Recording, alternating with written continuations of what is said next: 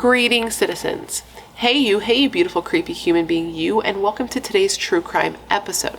I am so happy that you are here. I am so happy that somehow in all of this that we're forced to deal with on the day today you and I were able to find each other on this crazy little planet that we call home. My name is Brittany or BRATTERSTEIN, whichever you prefer, and today we're going to be having a true crime marathon. But before we get started, if you have not yet had the pleasure, please make sure to join the Brat Pack by subscribing and ringing that bell. I put out a new video every single week, sometimes 2 a week, like this week, and I would love to hang out with you. Yes, you specifically you, but I can only do that if you join the Brat Pack and become one of us. One of us, one of us, one of us. Alright, let's go ahead and get into this video. Now this video is one that I've put out a couple of times and people seem to be receptive to it, at least the people who really like long videos, right? Because I've said this before and I'll say it again, I'm the type of person who has an issue with silence. I need something on at all times, and it's usually a very long video, a podcast, something like that, because I can't be alone with my thoughts. What can I say? I just always have something on. The soundtrack of my life is somebody else talking. And that's just how I live. And I found out that that's how a lot of you live. And since somehow I know I'm a lot of people's, not a lot, like a handful of you have said that I'm your comfort YouTuber. Can't understand it. Never will. Especially, I told my friends this, that I've been told that I have a soothing voice online, and they're like, okay. But I know that I am that to some people, so that's what these videos are for. They're long videos for you to put on in the soundtrack of your life, to put on to fall asleep to put on just because you want more of me, or to put on when you leave the house so your dogs and your cats have something to listen to. So if that describes you, if you're a person who wants hours and hours of me telling you the fucking worst stories ever, just keep on watching. My name is Brittany or BRATTERSTEIN, whichever you prefer, and today we're going to be discussing the horrible double murder of Alan and Diane Johnson, committed at the hands of their own 16-year-old daughter, Sarah Marie Johnson. But before we get started, if you have not yet had the pleasure, please make sure to join the Brat Pack by subscribing and ringing that bell. I put out a new video every single week, and I would love to hang out with you. Yes, you specifically you, but I can only do that if you join the Brat Pack and become one of us. One of us. One of us. One of us. And you can also follow me on Instagram and Twitter if you want. They're both BRATTERSTEIN, but no pressure. Alright, now that I'm done begging you to join my cult, we can get into this video. Now, this is a video on a case that was suggested to me by a subscriber named Shani, or Chani, C-H-A-N-I. So thank you, Chani, for your suggestion. And wow, woey. I had never heard of this case before, and it was very interesting to look into. So this is a case of parricide, which is when a child kills their parents. And I did not realize that this was like a super rare thing. We do hear about it from time to time. I've covered a couple of cases like this, but the reason you've heard of the cases that you've heard of is because it is so rare that when it happens, people are like, what the fuck? Because of overall murders across the board, parricides make up a super small percentage. And parricides committed by underage females, like Sarah Marie Johnson, almost non-existent. Because of that, it was a very interesting case to dive into. I read so many things. I watched so many things. And I just kept diving in. There was something about it. I could not seem to consume enough. So now my head is swollen with information on this case. And I guess I did the work, so now you don't have to. You can sit back. You can pop your feet up. Keep them elevated. Because that's good for you. When you're pregnant, and you can sit back and hear about this horrendous crime I'm going to tell you about today. With all that said, I guess it's time that I stop talking about it and start being about it, or start talking about what I said I'm going to talk about. So come, gather around, and let me tell you the story of the horrible double murder of Alan and Diane Johnson by their 16-year-old daughter, Sarah Marie Johnson. Okay, now where do we begin? I guess we can begin in 2003, because that's where our story takes place. Duh. And up until this year, 46-year-old Alan Johnson and his 52-year-old wife Diane Johnson had been living a pretty sweet life. The two had been together for 20 years. They were part-time lovers and full-time friends, if you know what I mean, and they had created a really good life together. Alan was part owner of a landscaping company, and Diane worked for a medical clinic, and the couple made a comfortable living for their family with a nice house on a spacious 2-acre parcel of land on the outskirts of Sun Valley, Idaho, a very bougie area where most people came to vacation, and only the ones with like dollar bills y'all, could afford to actually live. So they were doing good. They were comfortable. Both Diane and Alan were well known in their community, and they were known for being like really rad people. They were friendly. They often had parties. They had a lot of friends within their community. Diane was described as vivacious and curious, loyal and friendly. She was said to be the exact type of friend anyone would be lucky to have, and she was married to Alan, the man of men, the type of guy all other men admired and respected and looked up to. And he was described as just being an honest and straightforward dude.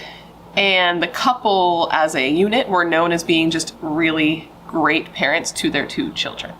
First was the couple's son. His name was Matt, and at the time that this happened, he was 22 years old and he was away at college, living away at college at this time. And when he was interviewed after the fact, he said his parents were just really awesome, that they were each other's best friend, which is exactly what you would want, I imagine, in parents, is to have your mom and dad be best friends with each other because they loved each other so much. And he said that he and his dad were super close, that when he still lived in the house, they did everything together, and that he described his mom as the type of woman who could literally make anyone smile. So these people just sounded like they were pretty awesome people. And their second child was a daughter who was 16 at the time. This was Sarah Marie Johnson. And Sarah and her brother Matt were very, very close growing up. They had a good life. Sarah Marie Johnson was born January 24th, 1987, and she grew up in Bellevue, Idaho, and attended Wood River High School. Growing up, she was a little bit of a tomboy. She especially loved to attend the gun range to practice her shooting skills with her father, because she was said to be a bit of a daddy's girl, and daddy was into shooting guns, so daddy's girl was into shooting guns. She was academically inclined with dreams of being a teacher one day, and she was very athletic as well. She played basketball and volleyball and was even on the debate team because she had a brain on her. She was popular and she was well liked, and from at least the outside point of view, it seemed like she had a pretty sweet gig, she had a wonderful life, right? It seems like they all did. Now, this all changed just after Labor Day weekend in 2003, and this is when both Alan and Diane were brutally murdered in their own home. So sometime just after 6 a.m., Diane, who was still in bed, all covered up, snug as a bug in a rug, was shot in the head with a rifle and murdered. And her husband, Alan, who had been in the shower, was shot in the chest while he was still in the shower, and the bullet went through his chest and hit the bathroom wall behind him. He was either just getting out of the shower or just in, shower door was open, he was getting out. He was shot in the chest, it went through him and hit the wall behind him. Diane was said to have died instantly. Her head wound was very intense. We'll talk about that a little bit later. And Alan was still alive when he was first shot because he made it from the bathroom and walked into the room a little bit, probably trying to get to his wife, and ended up collapsing on the floor where he bled to death. The couple's daughter, Sarah, who was the only other person home at the time, ran from the house in pure terror, and she ran to a neighbor's home where she called the police. And when police arrived, they went into the home and they found the whole bloody scene. It was described as one of the worst scenes that any of these officers had ever seen. And when they went in, Diane was found deceased still in her bed, and Alan was found deceased on the floor of the bedroom. When police initially arrived, they thought that they were looking at a murder-suicide because, again, this was one of the worst scenes that they had ever seen, and they couldn't really think of any other explanation. But once they looked at where the bodies were located and the proximity of the murder weapon, the rifle, to the bodies, they realized that this just simply couldn't be the case and it had to be a murder. And when they searched the scene, they also found a bunch of knives, like not a bunch, I think there were 3 knives in the bedroom at the murder scene. But this was very weird because neither victim had sustained any sort of, nobody had been stabbed. So they were like, what are these knives here for, bro? I really don't know. And it gets explained a little bit later, maybe. But at the time they were just like, this is a really fucking weird crime scene. I don't know what I'm looking at here. So police immediately shut shit down. They knew like they needed to close off the scene, and they closed off the streets so that nobody could be driving in and out. And this ended up being a really good call on their part because there was a trash truck. There's a trash truck, my God. Baby brain. There was a trash truck that was going down the street that was going to be going to the Johnson's house next. So they stopped all in and out traffic, which ended up being good because there was key evidence found in the Johnson's trash can that was out on the curb, ready for trash day, that ended up being useful in the case. Inside this trash can, they found a bloody, like a blood spattered blood-spattered pink bathrobe. They also found a left-handed leather glove and a right-handed, like, doctor glove? What is that? Latex glove. Latex glove. And all of these items had someone's DNA on them. Inside this trash can, they also found bullets that were determined to have belonged to the murder weapon, so that was something very useful. And they also found a pregnancy test that was a bit odd. When they searched the home, they found the leather glove, his mate, just like this one, but opposite, not an evil twin, but, you know, the opposite leather glove, in Sarah's bedroom. They also found the rifle, the murder weapon, in the master bedroom. And when Sarah was searched, like looked at, spoken to, they found that she had a pretty gnarly bruise on her shoulder that developed because of what they believe was the recoil from the rifle. So when police questioned Sarah, because obviously they're going to question Sarah, she's the only one there at the time, she says that what happened was that she was in her room when she could hear like the shower running and things going on in the house because it was like early in the morning and she was waking up, when all of a sudden she heard a loud bang. She said that at that she got up and she like went to her parents' bedroom door that was closed and she kind of like knocked on the door, like called out to her mom and dad before she heard another loud bang and got horrified, so she ran from the house to go to her neighbors. So police ended up asking Sarah about the pink bathrobe because when they looked, the one that was found in the trash can outside covered in blood, because when they looked at it, they were like, this definitely looks like it would belong to like a 16-year-old girl. And who are we questioning right now? But a 16-year-old girl. So they asked her about the robe, like if it belonged to her, etc., etc. And her response, which they found to be very odd, was, I didn't kill my parents. And they were like,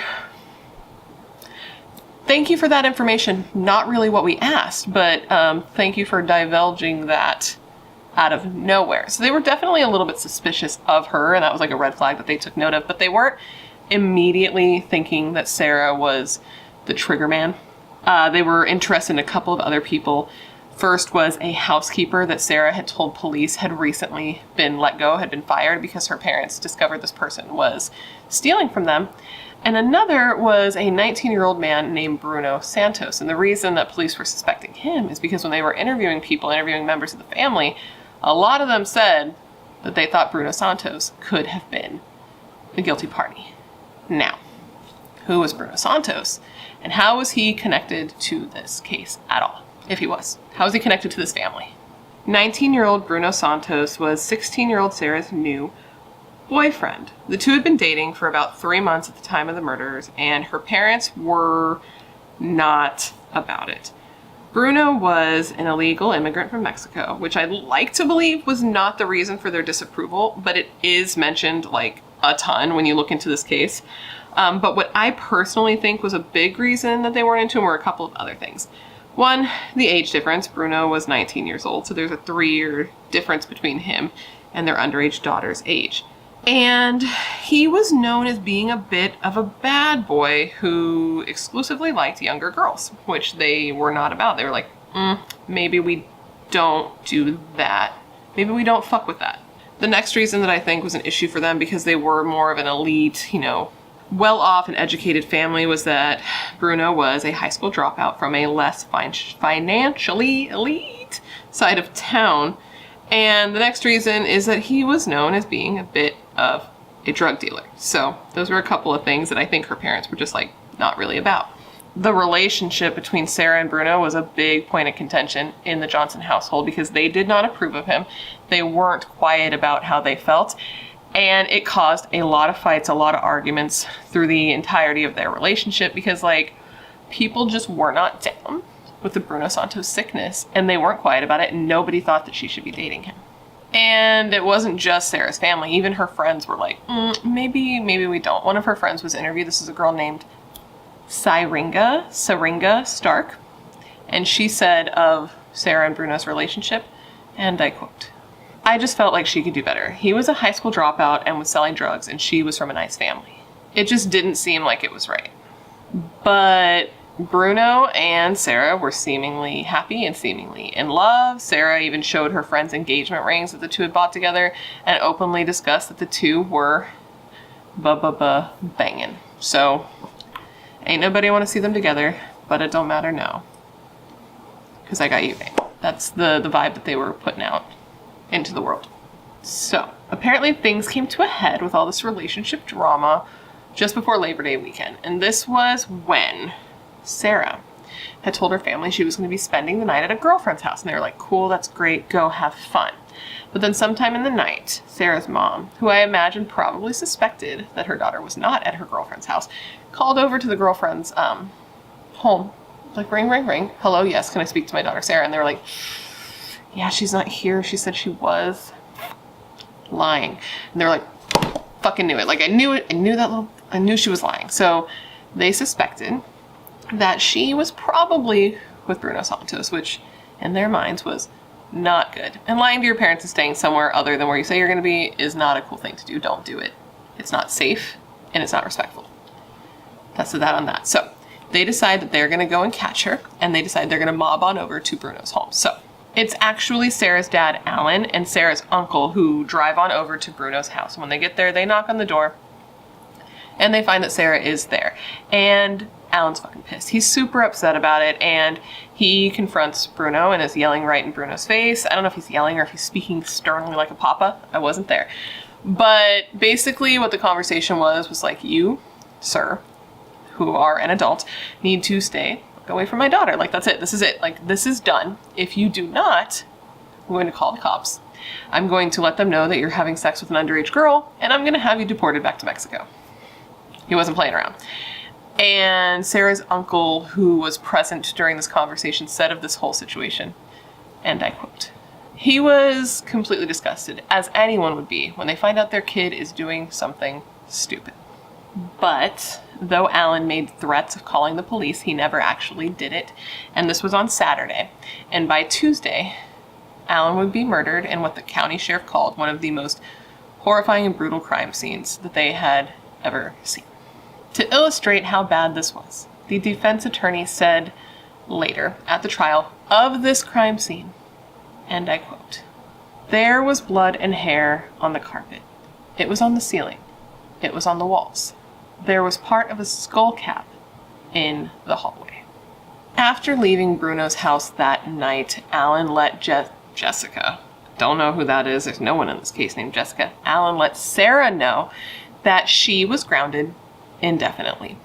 He took away her house keys and he told her that she was to stay in the guest house on the property. They had like a back house that was rented out to a tenant, but the tenant, who I guess they must have been friends with, because like if I was a tenant and my landlord did what they're about to do, I'd be like, what the fuck? But he told her to go stay in the guest house while the tenant was away. And that's all she could do was just stay there and be there. And Sarah was surprisingly okay with this. She was mad. It was clear that she was upset, but she didn't yell, she didn't scream, she didn't fight it. She was just like, okay, cool. And went and stayed in the guest house. And this was unusual for her because her brother said that everything with her was an explosive fight. Like anytime she didn't get her way, it was like she was trying to stomp her feet through the ground during fights. And this time she was cool as a cucumber. Now, back to the scene after the murder. So Matt, the son, had been away at college when this happened. And as soon as he heard that something had happened, he hurried home. And he arrived to find a hearse parked at his family's house. That's what he came home to, was a hearse taking away the murdered bodies of his parents. And he was just traumatized. And at first he was like wondering if maybe it was just a dream, if it was just like a really bad dream. But then he was enveloped in a circle of hugs from his family members who had already gotten there and were waiting for him. And he was like, oh fuck, like this is real life. And he, like a lot of the other family members who were there, were already feeling like and discussing the fact that they thought that Bruno Santos was involved.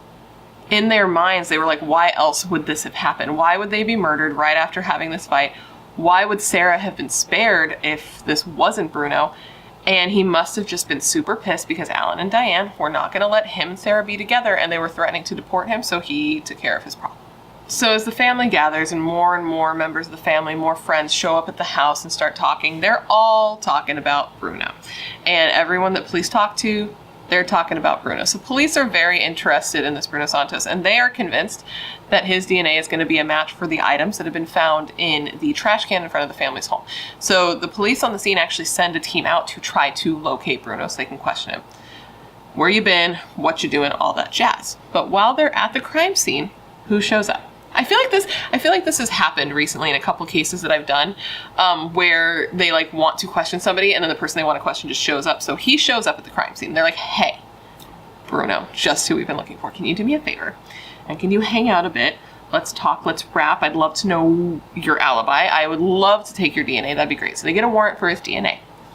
They take it, they test it, and to everyone's surprise, Bruno is not a match for the DNA found in the trash can. His DNA is not found anywhere at this crime scene.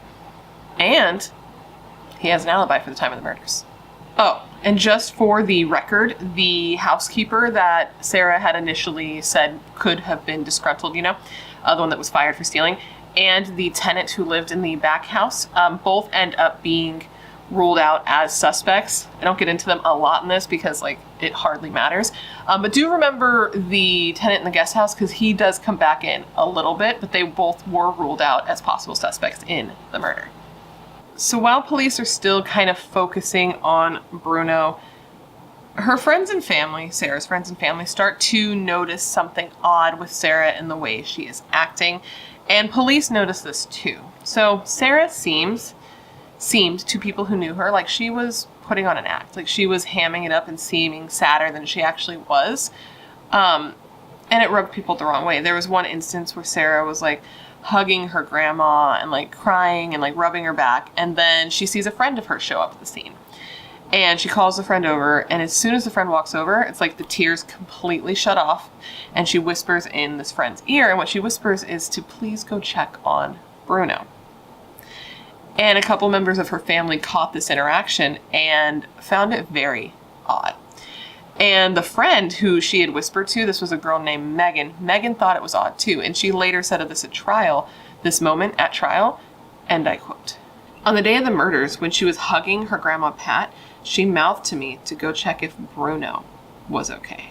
And the thing that Sarah did that put investigators sort of on edge is that when they were wheeling Alan and Diane's bodies out of the house, Sarah seemed completely unaffected. She was cold and she was distant. She just sat on a wall and watched them wheel the murdered bodies of her parents out of the house. The one, she had just been in the home, supposedly, when this happened, and she should have been traumatized, right? That's what people would have expected. I know you can't really say how people are going to act in a situation like this, but the way she acted, just watching them wheel by with no issue whatsoever, definitely stuck out to investigators. One of the officers on scene said of this moment, and I quote, "I said, there's something going on here. I mean, most 16-year-olds would be hiding. They would not want to sit there on a fence and watch their parents come out in body bags. No way." After talking to family more, and after talking to people who knew Sarah and her parents more, and learning about the heated arguments that they would have, and how often things got to be explosive between Sarah and her parents, particularly when discussing Bruno, they started to wonder if maybe Sarah could have been involved in these murders. So they end up bringing her in, and they take her fingerprints, they take her DNA, and they question her. And even though there was no sign of a break-in, there was no forced entry, and even though both of her parents had taken out some pretty good life insurance policies on themselves, which would have left their children, Sarah included, pretty comfortable, Sarah denied everything. She denied any involvement.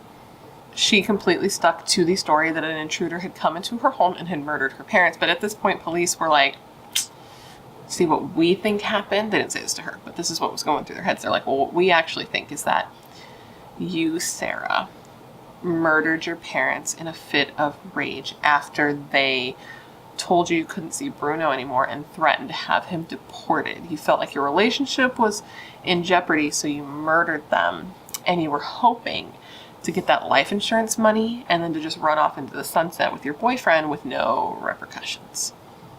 Police believed this, but they didn't have proof yet. They didn't have enough to arrest her. So since they couldn't arrest her and she was newly orphaned, she was sent to live with her aunt and uncle, which I believe was her mom's sister and her mom's sister's boyfriend, husband. They were married. And this was weird for them because by this time, Sarah's family, a lot of her family members are starting to wonder if she's guilty as well, because they're seeing everything that comes out seems to point to her. They know that it wasn't Bruno, and they don't have a lot of other people to suspect. So these people bring Sarah into their home, even though they believe it's possible that she's a murderer. So they believe that they have a killer under their roof while they sleep at night.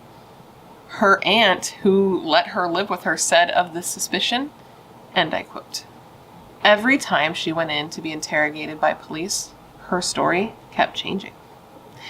And this was true. Her story did keep changing. She would change little details like what she was doing when she heard the gunshots, whether she was asleep or not, because first she heard the shower, then she was asleep, but when she heard the first shot, she told police that she had gotten up to run to check her parents' bedroom, but that when she left her room, she closed her door and she didn't go back in there.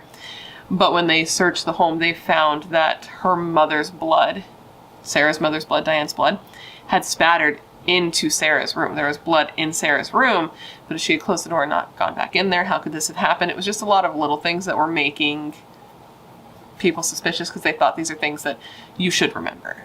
And when police would bring these inconsistencies to her attention, she would stick to her story and she'd have no explanation for them. And she also just didn't seem to be affected or traumatized by what happened, and people found this to be incredibly odd. And her aunt that she had stayed with said of this also, and I quote, "When we would be discussing Alan and Diane, and someone would get upset, she would roll her eyes and act disgusted." This girl, it's like if you did this, you would think you would try to hide it better, but she just really didn't. She just didn't give a fuck, man. Like apparently even at her parents' memorial service, right? She was there and she wasn't acting sad, she wasn't crying, and she had even asked if she could like leave to go to a volleyball game afterwards. Like that's what she wanted to do immediately after the funeral of her parents.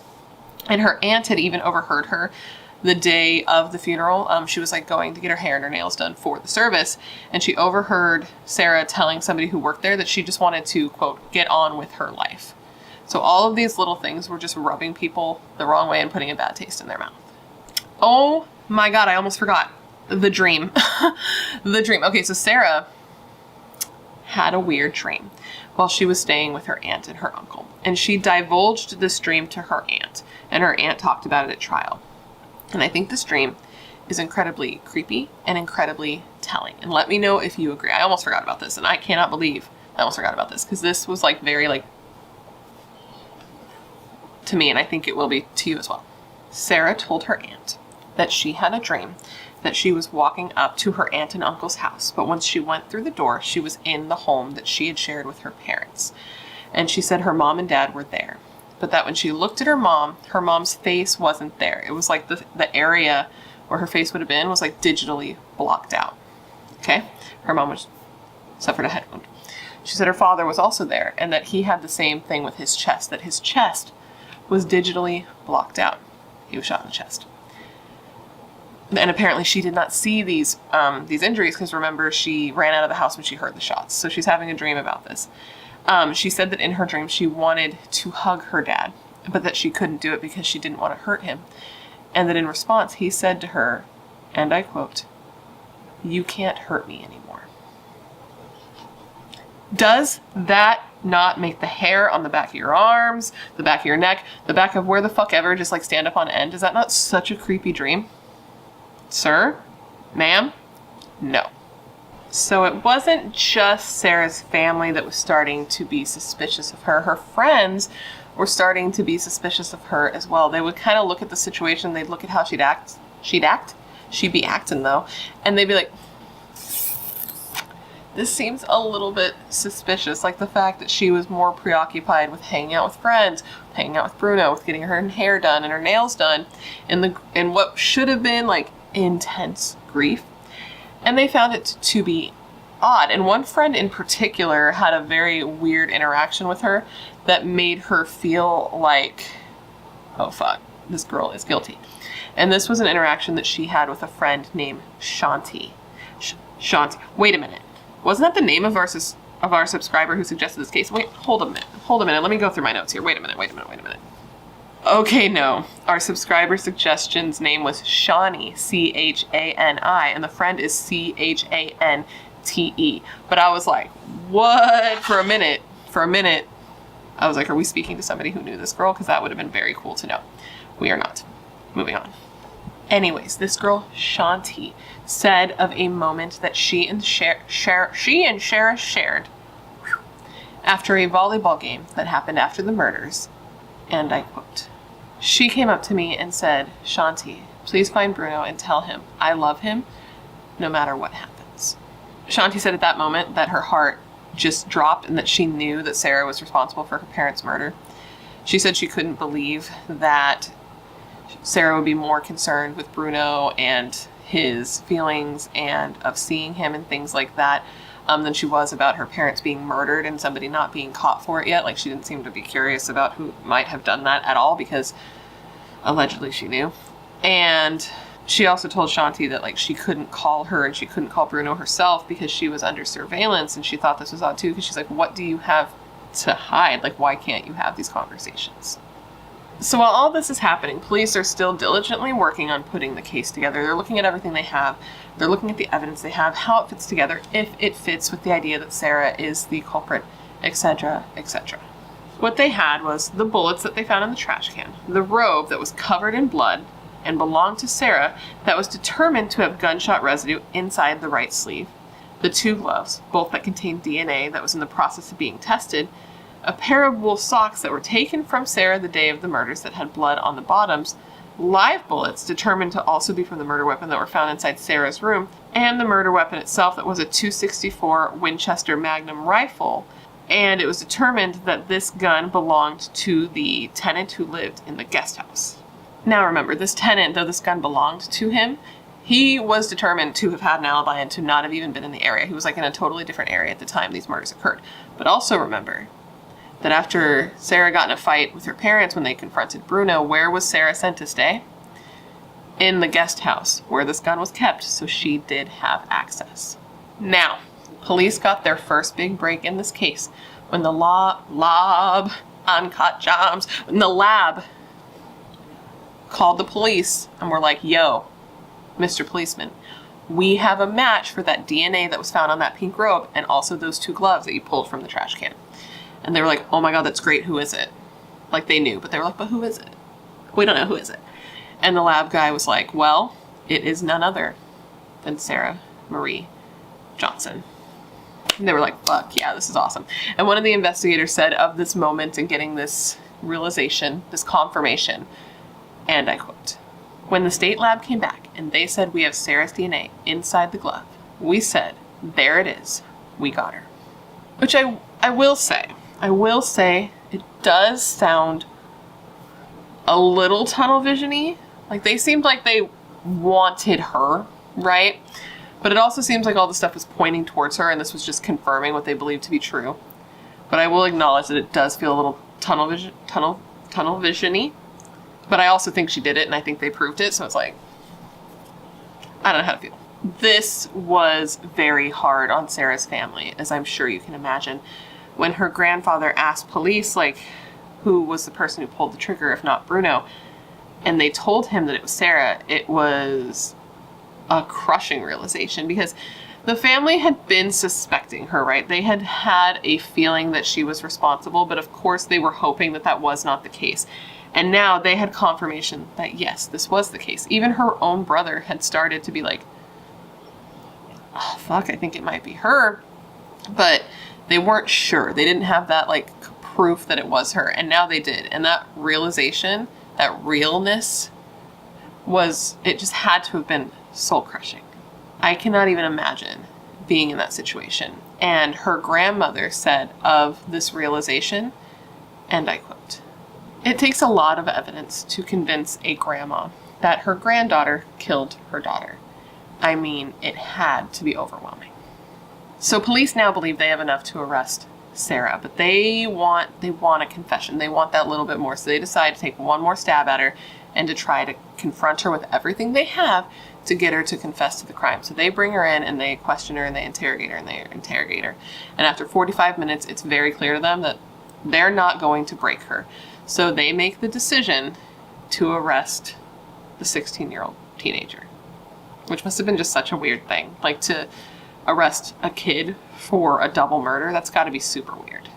Weird or not, though, Sarah Marie Johnson was arrested on October 30th, 2003, nearly 2 months after her parents were killed, and she was charged with 2 counts of first-degree murder, which was punishable by 10 years to life in prison or by death. She was held with a $2 million bail, and she was being tried as an adult, and she pled not guilty to both counts. Sarah's arrest made headlines everywhere.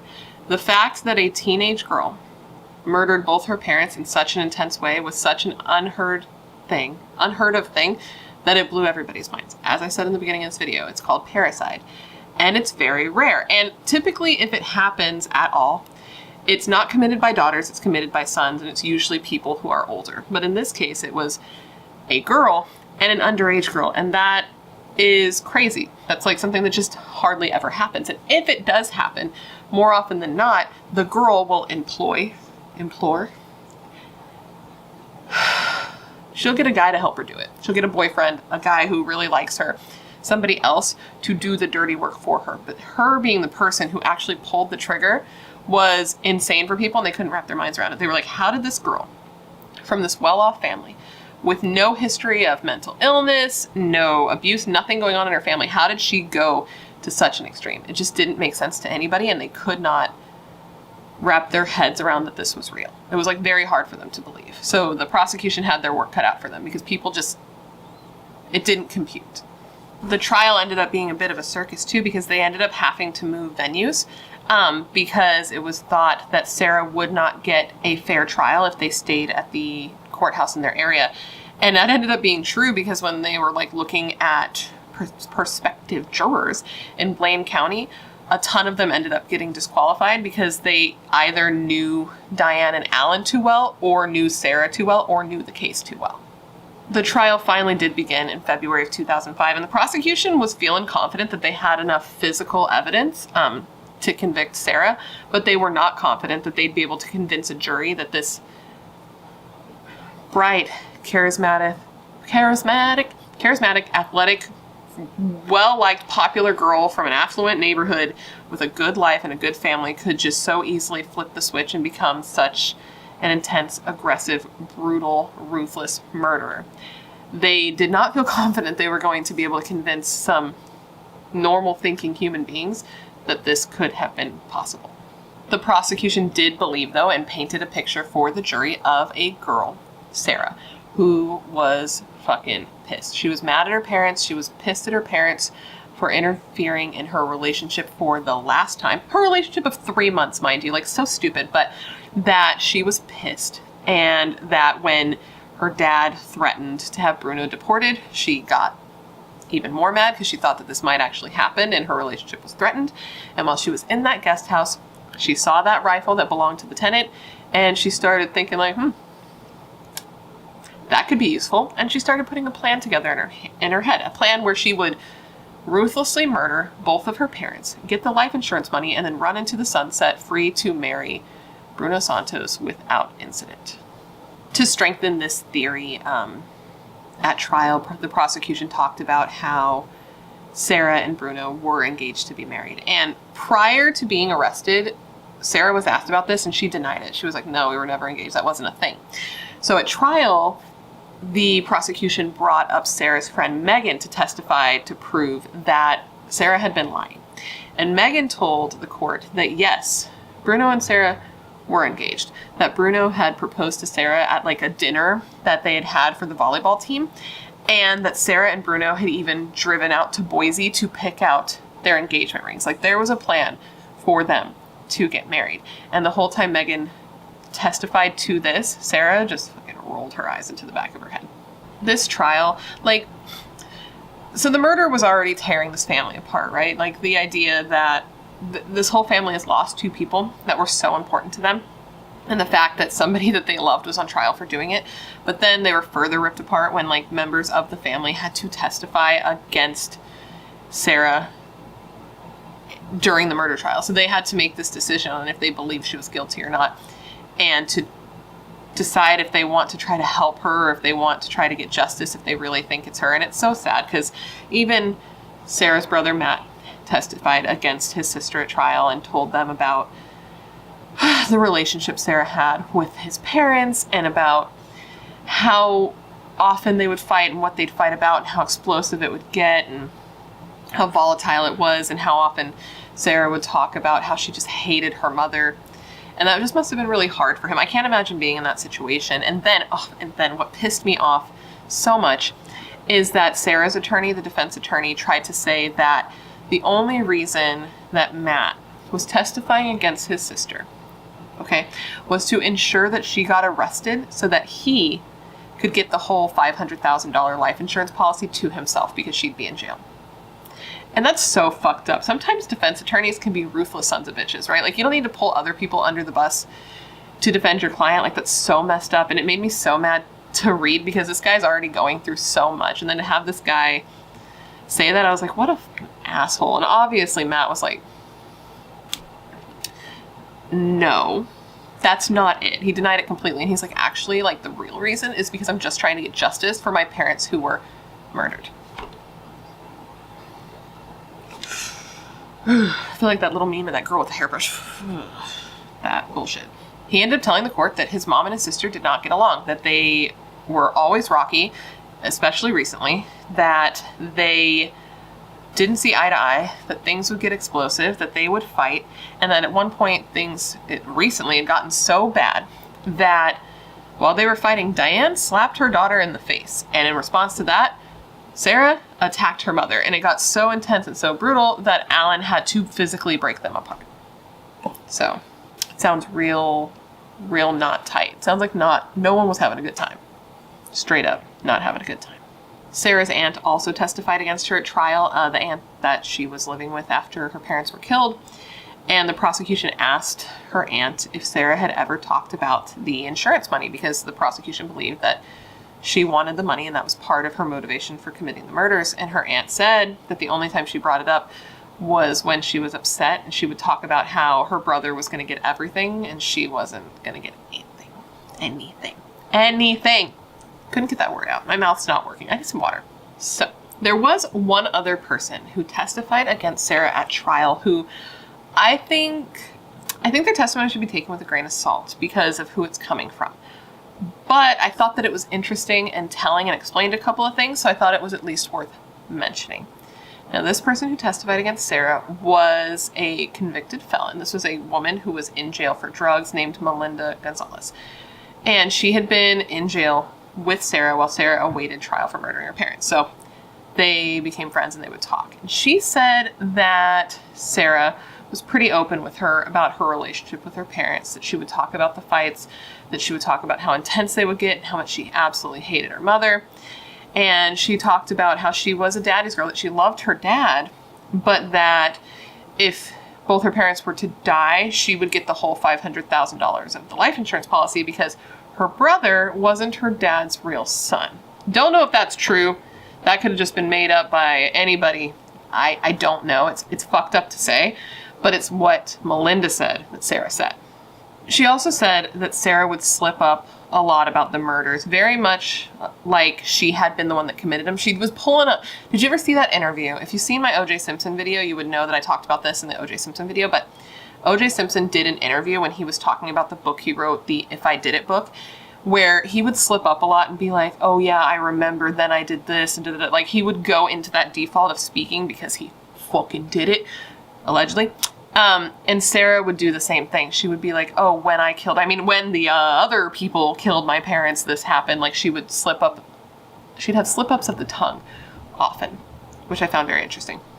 And she also said that Sarah explained the knives that were found in the bedroom. Because you remember I said that there were some random knives that were found at the crime scene and that police were not really able to determine why they had been there since nobody had been stabbed to death.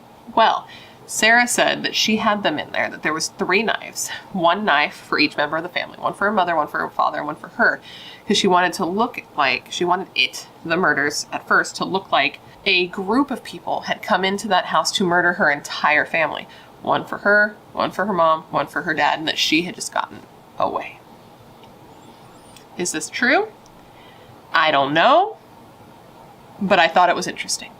The defense, however, thought the prosecution's case was weak, which I disagree with, but they did have one point that they made a lot that did make me go, And this was that they didn't believe then, and apparently her attorney still doesn't believe that Sarah is guilty. Like, he still tried to help her for like years after she was arrested because he didn't think she had done it. And their biggest reason for this was that when Sarah ran to the neighbor's house after the murders happened, she was completely sans blood. Like, there was not a speck of blood on her body. And they did not believe that it was possible that she could have committed the type of murder she committed and not have a single drop of blood on her. He was like, not on her hair, not on her earlobes, nothing. There was nothing. And I mean, is it possible that she could have cleaned up after the fact? Maybe. I don't know. I don't know how much time there was between the gunshots, like neighbors hearing shots, and her ending up at the neighbor's house. I also tend to think that if that was the case, there'd be evidence of a cleanup, like in the shower or in the sink. But even with that said, it is still sketchy that her DNA was on the robe and on the gloves, particularly the gloves. But then again, she did live in that house, so she had all the access for her DNA to be on everything.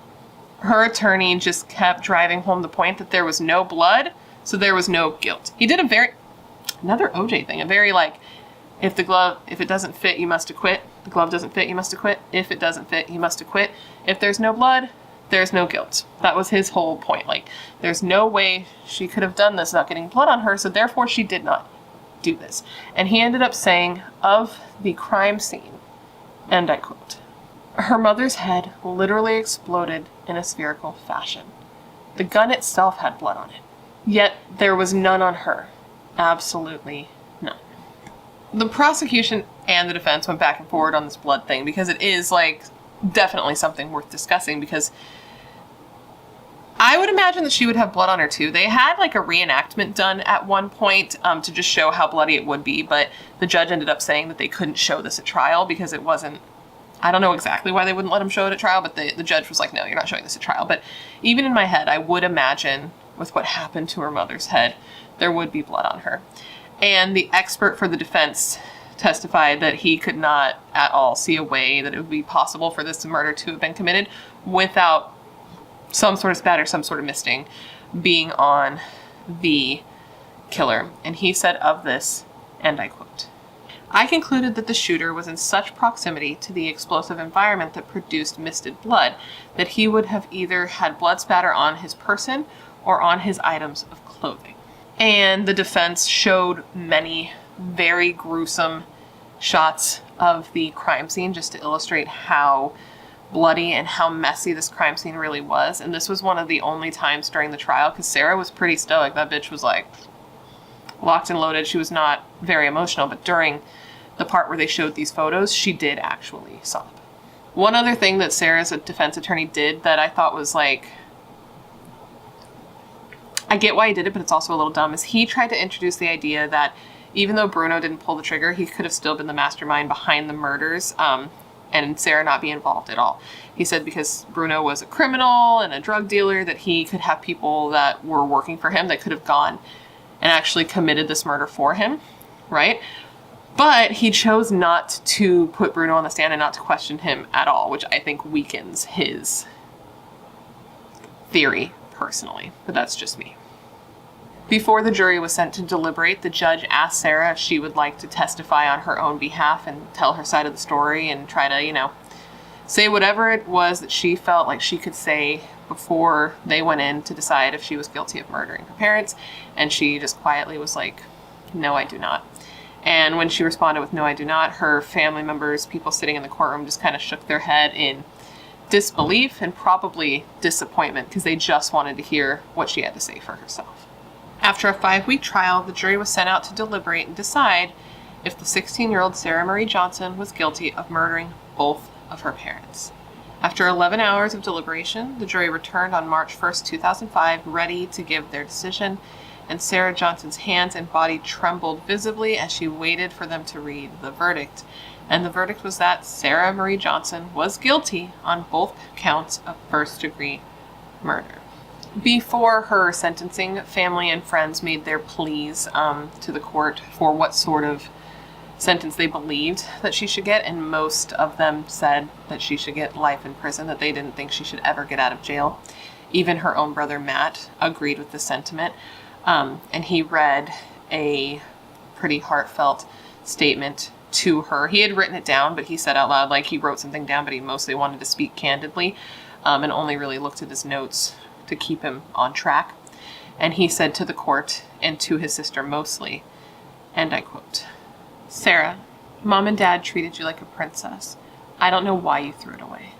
Of all the things I miss their hugs. Their bear hugs. And Judge, I would like to see the maximum, because after tomorrow, and you read your sentencing, I don't ever want to hear about her or this event ever again." He said this through tears, and she listened through tears. Sarah's grandmother, so Diane's mother, also made a statement to the court, mostly speaking directly to Sarah, just begging for an explanation, some closure, and letting Sarah know that despite everything, she still loved her. Sarah's attorney asked the court to just give her 15 years, and he said his explanation for his recommendation was, and I quote, "If you give her fixed life, all the opportunity to utilize the parole system and give her an opportunity to work towards parole, to have the hope to be successful in the future, to return to the community as a productive person. If you give her fixed life, you take all that away." Sarah also finally spoke to the court herself during the penalty phase. She wanted to speak on her own behalf. She wouldn't do this during the trial, only during her penalty phase, before learning her fate. And she said to the court, and I quote, "I loved my parents and I love my family. I am deeply grieving the loss of my parents, as well as the loss of my family, my home, my friends, and my community. With the guidance of the Lord and the continued love and support of those who believe in me, I hope to rebuild my life and prove that I can be a productive member of society." In the end, Sarah Johnson was given 2 consecutive life sentences for her crimes, plus an additional 15 years with no possibility of parole. And after the sentencing was read, her family hugged each other and cried. After giving Sarah her sentence, the judge spoke to the court for an hour about his reasoning behind the sentence he chose, and he spoke a lot of that time to Sarah directly. And he said to Sarah about his reasoning for the sentencing he gave her, and I quote, "You had it all. You had a nice family, nice school, car, freedom. You had it all. In the final analysis, you had lots of options. You had all kinds of ways to not go down this road, and yet you elected the worst possible courses of conduct. And it's the most devastating, harshest option. Are you a safety risk? There's a lot of evidence here to suggest that you are a significant safety risk. I have come down on the side of protection of society in this risk analysis. The risk to society outweighs your individual needs and wants." This particular judge is a self-proclaimed big believer in probation and rehabilitation, but understands that some things can't be rehabilitated and some people can't be saved. And he believes that Sarah is one of these people. And he said of this, and I quote, "I'm a big believer in hope, but there's certain conduct that crosses the line. We're not talking, for instance, about a residue methamphetamine case. We're talking about one of the most severe crimes known to man. There is evidence that indicates she's not seeking rehabilitation, that she's just trying to get off. It's all about Sarah, and it's all about Sarah now." He continued by asking Sarah, why? Why? It's the ring that can't be taken out of the bell. Everyone in this room is asking, why? It defies explanation, except for the explanation of your selfish protection of your relationship with your former boyfriend. No one saw this coming. All of those things, in my mind, contribute to a significant risk of danger. A lesser sentence would trivialize these 2 lies. Society cannot tolerate and will not tolerate a child rebelling against their parents and killing them, the very people who were trying to protect you. After all was said and done, a member of the defense gave a signed statement to the Times News that apparently was written by Sarah, and it said, and I quote, "I am grieving the loss of my parents. I have lost my family, my home, my friends, and my community. I want to thank the people who believe in me and support me, especially my guardian and adoptive family." Sarah's grandmother, so Diane's mother, says that she struggles very much with coming to terms with the fact that her granddaughter murdered her daughter. Coming to terms with that and what that means and what that does to her and how that feels. And she said of this, and I quote, "It's indescribable. It really is. The heartbreak and the sorrow." Alan's sister said of the verdict against Sarah, and I quote, "We lost another member of the family today." Sarah's friends are also in disbelief that this happened and that she would make this decision, because Sarah, they're the same age, so they're seeing how young Sarah really is and that she threw her life away for nothing. Like, she's never going to have a life. She's never going to get married. She's never going to get to move out. She's never going to get to have kids. She's never going to get to have a life. She threw it away for nothing, and now she's stuck in jail in a cell for the rest of her life, and she refuses to see friends or family, so she's just totally alone. And now for a sort of like, where are they now moment, or a where were they then moment, like updates that have happened since then, is in 2012, Sarah tried to file a petition, I believe, for a new trial, stating that she had ineffective counsel in her initial trial. And she cited the fact that there was no blood on her, which her original attorney had already done. And she also cited the fact that her fingerprints weren't on the murder weapon, and that the only fingerprints on the murder weapon belonged to the gentleman, the tenant who lived in the house. So maybe he was guilty, but it was already determined that, like, he was gone and it was his gun, so of course his fingerprints are on it. And of course, like, this was denied. She didn't get the new trial. In 2017, Sarah also tried to get her life sentence reduced due to the new ruling on life sentences for juveniles being, like, not it, fam, if you remember. The court did agree that the recent U.S. Supreme Court rulings forbid mandatory life sentences for juveniles, but her conviction ended up being upheld because they said that those rulings didn't impact Sarah's case because the sentencing judge had considered her age as a mitigating factor before sentencing her to life in prison. And apparently the U.S. Supreme Court left it up to the states on how they wanted to enforce these new restrictions. And since then, I believe Sarah has now exhausted all of her appeals, so she is in jail forever, for life, and that is what her family wants. So, that's that, yeah. And now I want to end this video with a little bit of information about Sarah's grandmother, Diane's mother, because I feel like this illustrates just how lasting the pain and the trauma of a murder like this is on the people who loved these people, because I just feel like heartbreak in this woman, and it really, really, like, just like will hit you right in the chest, because when these things happen, they don't just affect the people immediately involved, the victims and the killer, it affects everybody. And I think this is a good example of that. Diane's mother said that from time to time, immediately my eyes got all like welled up, don't do it. Diane's mother says that from time to time she'll get upset. She'll feel herself get upset about something going on in her life, and that she'll just hear her daughter's voice in her head telling her, "Mom, don't sweat the small stuff." And that's like how she remembers her daughter and who her daughter was. Her just being like a positive, uplifting person in her life that helped keep her centered. And as she started to say this, she just started to sob. And it broke my heart. No, that's it. And with that last little bit of information, that, my friends, is the story of the murder of Alan and Diane Johnson. Isn't that just so fucked up? To be murdered so brutally. Like, the way that they described it, man, especially with her mother, to be killed so brutally, and then to have the person who killed you like that be your own child, the person that you've given everything for. Your time, energy, youth, love. As a parent, you give up everything for your kids if you are a good parent, right? And it sounds like Alan and Diane did just that. These two people worked super hard to ensure that they and their kids had the best life, and it sounds like Sarah did. She's described as being treated like a princess, and she murdered the very people who gave her that sweet life for no reason, and that's so messed up.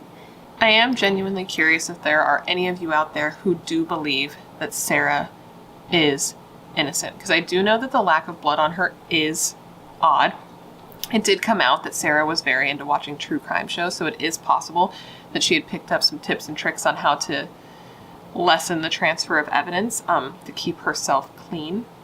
I could picture her then wearing those gloves, one on each hand, putting her robe on backwards. It was determined that the robe was worn backwards during the murder, by the way. I don't even think I mentioned that, but like it was put on backwards so it would cover more surface area.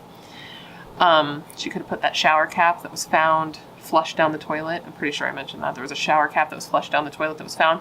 Put that over her hair to, again, stop there being as much blood. So really at that point, all that's showing is like wrists and face. Murdered her parents and then did a quick face wash and hand wash before running out of the house screaming to the neighbors, you know. But that's just a theory. I don't know if that's how it happened, and I'm very curious as to what you think. If you or if anybody out there thinks that Sarah is innocent, please let me know down below. And if you do think she's innocent, let me know your theories of what you think actually happened. I'm very curious. We'll call it the question of the day. And let me know down below your answer. But anyways, guys, that completes this video. I hope you found it interesting and informative, and it gave you all of the information you would want when looking into this case. And of course, as always, thank you for hanging out and remembering Alan and Diane with me today. They sounded like completely wonderful people who were taken too early and whose loss is felt immensely by those who loved them. Most of all, you know, their son who lost both of his parents for absolutely no reason. It's incredibly tragic and sad, and you can't take it back. And they are definitely worth discussing and remembering. My name is Brittany or Bratterstein, whichever you prefer, and today we're going to be discussing a young woman named Jennifer Pan. Are you familiar? Well, if not, Jennifer Pan was a woman who in 2010 in Canada, she paid 3 hitmen to come into her home, stage a home invasion, and murder both of her parents. Yeah, it's a wild one, and we're going to get into it. But before we get started, if you have not yet had the pleasure, please make sure to join the Brat Pack by subscribing and ringing that bell, because I put out a new morbid makeup video every single week, and I would love to hang out with you. Yes, you, specifically you, but I can only do that if you join the Brat Pack and become one of us. One of us. One of us. One of us. And you can also follow me on Instagram and Twitter if you want. They're both Bratterstein, but no pressure. So now that we're done with that self-promotion and I'm done like begging you to be my friend, we can get into this case. So Jennifer Pan. Wow. So I don't know exactly how I got interested in this case. It wasn't suggested to me by anyone, but once I started looking into it, it was just a wild ride. From Jennifer's strict upbringing to Jennifer, basically, she was living a double life where she was lying about basically her entire life to everyone she knew, her friends, her family, everybody. No one knew what was really going on with her, to the ultimatum her parents inevitably gave her, and to the crimes that she ended up committing. Like, it's a lot. There's a lot of details. And while you're listening to this, you might think that she's young, because I forget how old she is, but I need you to know this is a grown-ass woman who did this. She could drink. She could rent a car. This is an adult. Okay, so don't feel so bad for her. With all of that said, I should probably get into telling you the details, because there are a lot of details to this case. So come, gather around and let me tell you the story of Jennifer Pan, her double life, and her quick fix to her perceived problems. Jennifer Pan was one of 2 children born to parents Bich Ha Pan, her mother, and Hann Pan, her father.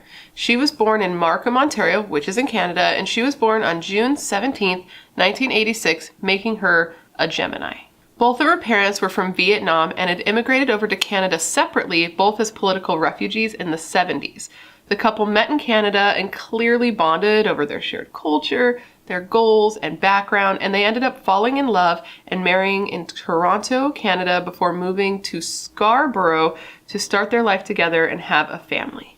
Their first child born was their daughter, Jennifer, who we're going to be discussing a lot today, and then the couple had a baby boy in 1989 that they named Felix. Both Hann and Bich both worked at Magna International, which was an auto parts manufacturing company in Aurora, Ontario.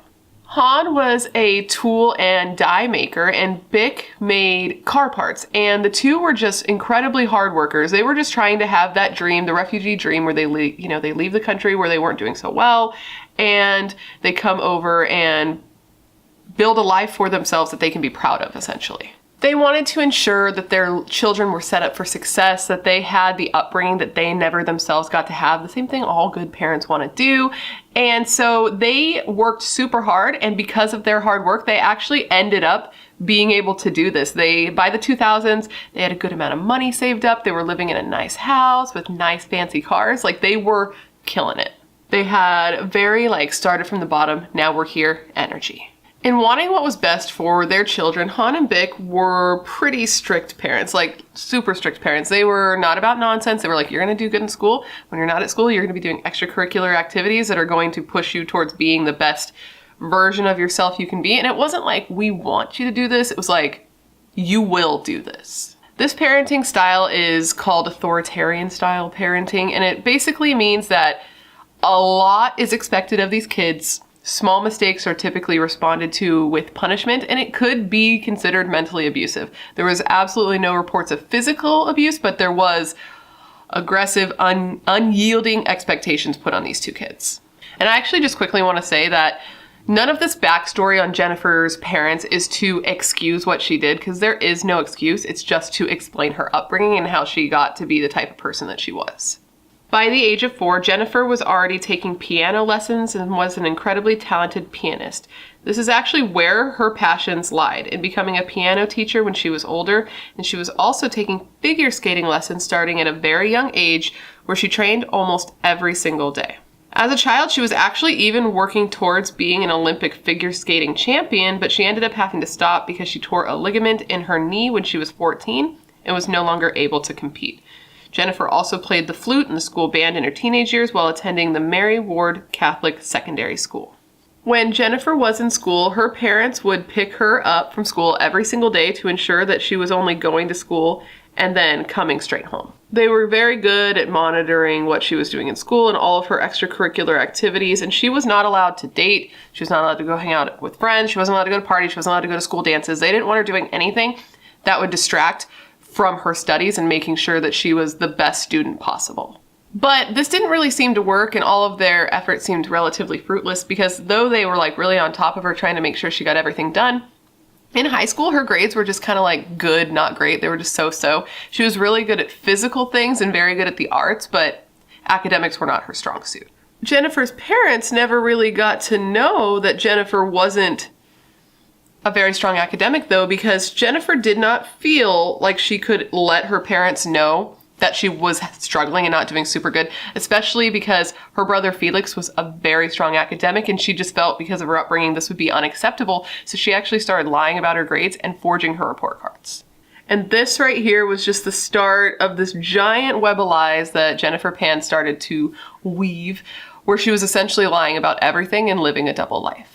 Initially, Jennifer had been accepted for early admission for Ryerson University, a college in the Toronto area, but after Jennifer failed her calculus class in the 12th grade, they rescinded their offer for early admission, so she was no longer going to be able to go. But she didn't want her parents or friends or anyone to know this, because to her, failure was not an option. So she started lying to everyone. She told her friends and her family that she was going to Ryerson, that she was attending right now, even though she wasn't even going. She lied about her grades. She lied about being accepted to that college early. She even lied about graduating high school because she had never even gotten her diploma. And this is a point in Jennifer's story that I actually find a little odd and a little inconsistent with how I see things reported, because Bich and Hann were described as being super into Jennifer and Felix's grades and their schooling and this and that, and being very attentive and on top of that. So I don't really understand how they didn't notice that Jennifer didn't graduate high school. Were they not curious that she didn't walk? I find that part a little bit odd, but everything that I've read says that they were really on top of it, but somehow they just missed that she didn't graduate high school, which you might be thinking the same thing when I'm saying this, how did they not notice that? I couldn't tell you, and they're not here to ask now.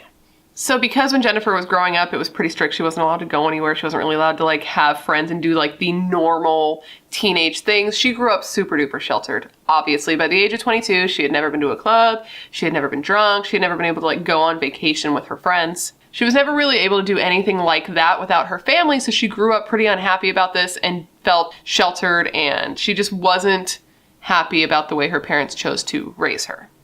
I think she felt oppressed. And honestly, that's a little bit fair. I'm not going to say that. I'm going to, you know, be open to everything. But again, it doesn't explain what she goes on to do, because a lot of people have strict parents and don't turn into Jennifer Pan.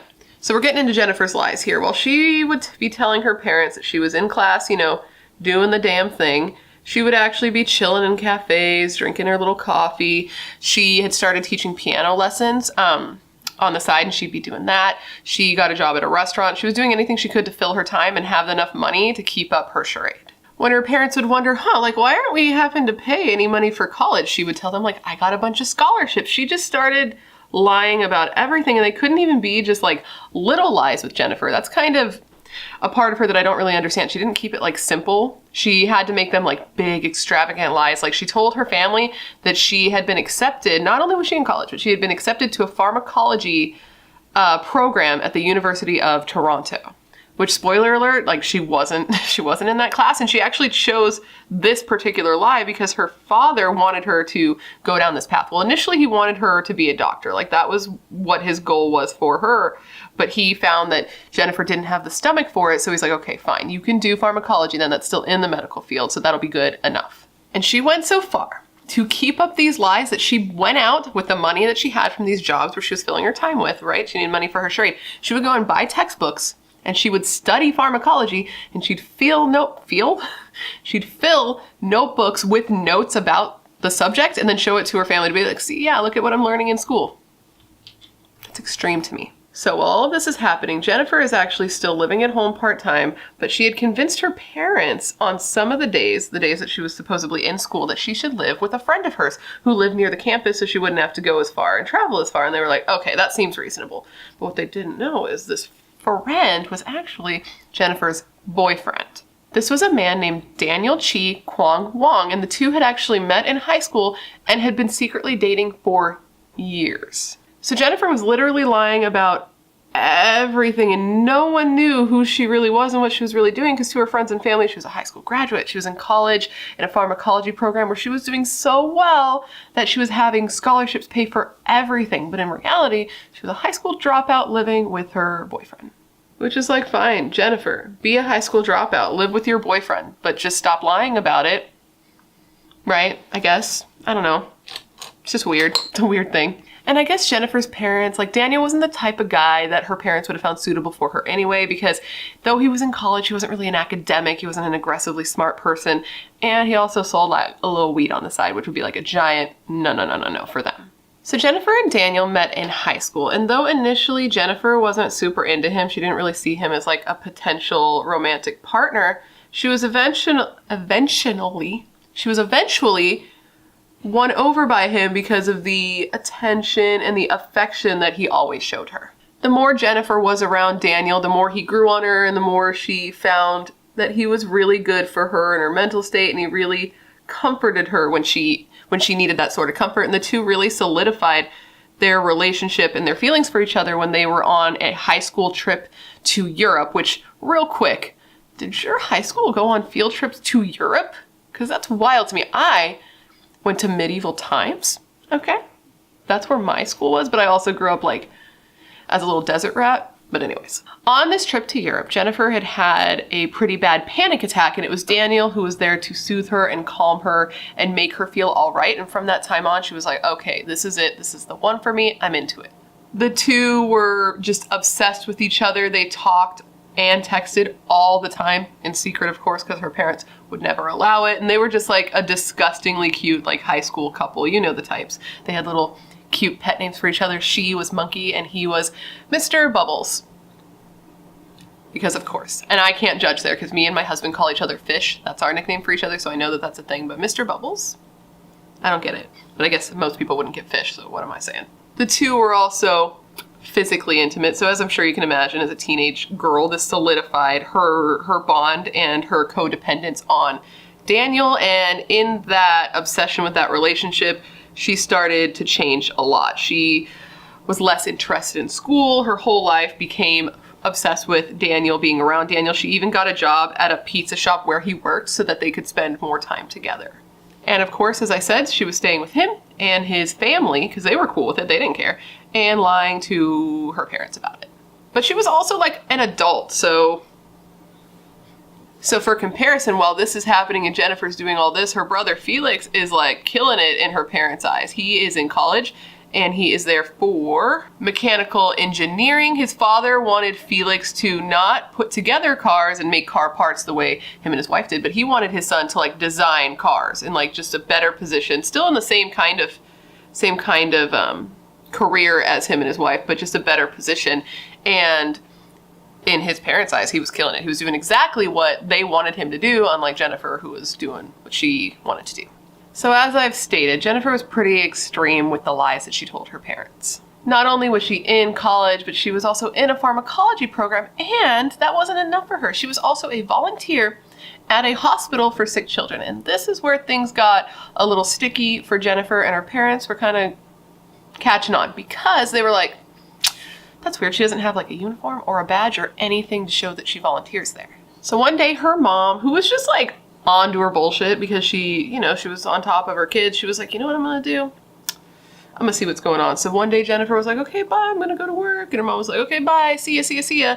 Just kidding, I'm going to follow you, right? So she follows Jennifer to work and quickly finds that there is no work. So her parents were pissed, particularly her father, and her dad was about to just completely kick her out of the house, disown her, be done with her, because I mean, she'd been lying to them forever while living under their roof and using their money. You know what I mean? Like, they're taking care of her still and she's just out screwing around.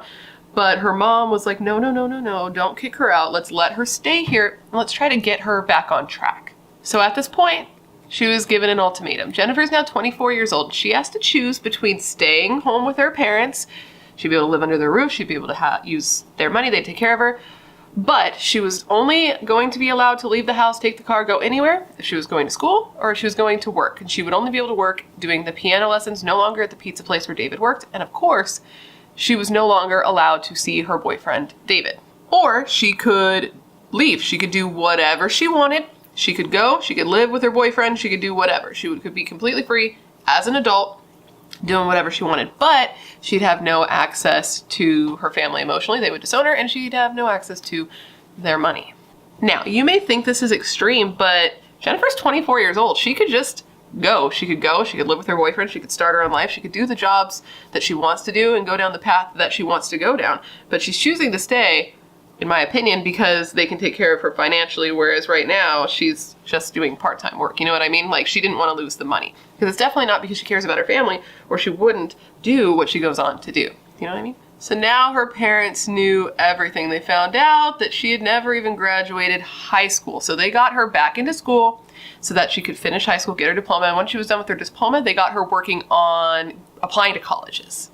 So of course, because she's staying back at home, Jennifer had rules. She needed to regain her parents' trust. As I said, she was only allowed to go to school and to her job doing piano lessons. She was not allowed to have any contact with David. But do you think that she stuck to these rules?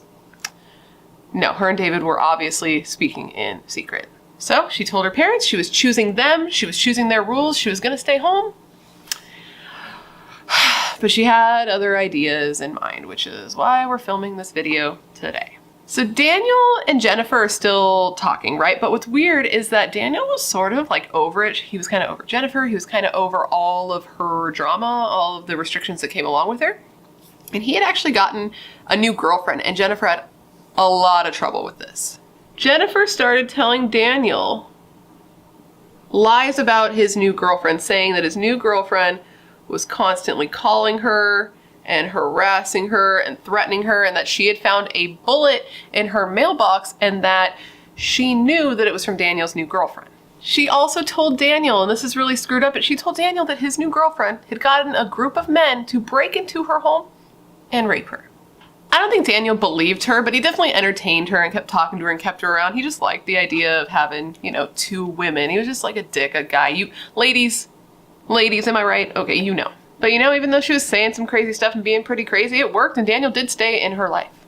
So now we come to spring of 2010, where Jennifer started to take steps towards a horrible, horrible decision that she could never take back. So Jennifer got in contact with this guy that she knew in high school. I don't think this was like a friend that she kept throughout her years after graduating, but she had remembered that this guy was like a bit of a hard ass and had bragged about robbing people at knife point. So he was just kind of bad news. And she's like, oh, that's exactly what I need, is somebody who's, you know, morally not so great. So she got in contact with him and she's like, so listen, I am in the market for a hitman because I would love, just absolutely love, if my parents would be murdered. And he was like, okay, so this isn't really something that I handle, but you know what? I do know a guy. So he got her in contact with a guy named Ricardo, and she told Ricardo what she wanted, and the two of them arranged for him to collect $1,500 from her, and then he would go and murder her father at his place of work. Now, what ended up happening, apparently, is that this guy took her money and just like dipped. He was like, okay, bye. But both men deny that this ever happened, but she says that it did. So now she's just like, shit, this guy took my money and just bailed, and what am I gonna do, call the cops? No, I can't, because it was for a illegal hit, essentially. Not essentially, it was for an illegal hit. So at this point, Jennifer starts working with her boyfriend, ex-boyfriend, Daniel, to try to figure out exactly what they should do. And they come to the conclusion that they should probably go with like a more professional hitman, and that they could make an arrangement with him to pay him after Jennifer got her inheritance from her parents dying, like the life insurance, all that jazz, that they estimated would be about $500,000.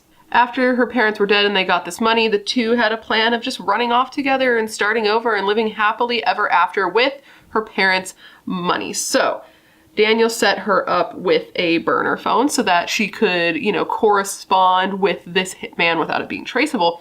And he set her up with a man that he knew that he thought would be more reputable than her like shitty little high school friends. This man's name was Lenford Roy Crawford, who simply went by the nickname Homeboy, and he agreed to give Jennifer the friends discount of a whopping $10,000 to murder her parents. Homeboy then went on to enlist the help of two other men, one named Eric Sean Sniper Carty, and the other named David, help me out here, Milva Gannum. Milva Gannum? Help me out, guys. Anybody know? That is a last name that I am just not gonna do well, and I just know it. It's actually weird that Jennifer ended up going through with this crime when it finally did happen, because just literally days before the murder was going to take place, the crime that inevitably brings us here today, she was texting with Daniel, and Daniel told her, hey, so here's the thing. You know how you love me and you care about me so much? Well, that's how I care about this other girl that I'm dating, not you. And she was like, okay, then call off the hitman. And he was like, wait, what? I thought you wanted this for you. And she was like, I do. And that was like it. But she almost called it off because it clearly had to do with Daniel. On November 8th, 2010, in Markham, Ontario, at approximately 11 p.m., 3 men entered the home that Jennifer Pan shared with her parents while her mother, 53-year-old Bich, watched TV downstairs, and her father, 56-year-old Hann, slept peacefully in his bed. They entered through the front door that Jennifer left unlocked. The trio first subdued Bich, who was downstairs watching TV, and then one of the men went upstairs and woke up Hann by placing the barrel of the gun directly to his head, which I cannot even imagine how terrifying it would be to wake up out of a sleep to a man you don't know with a gun to your head.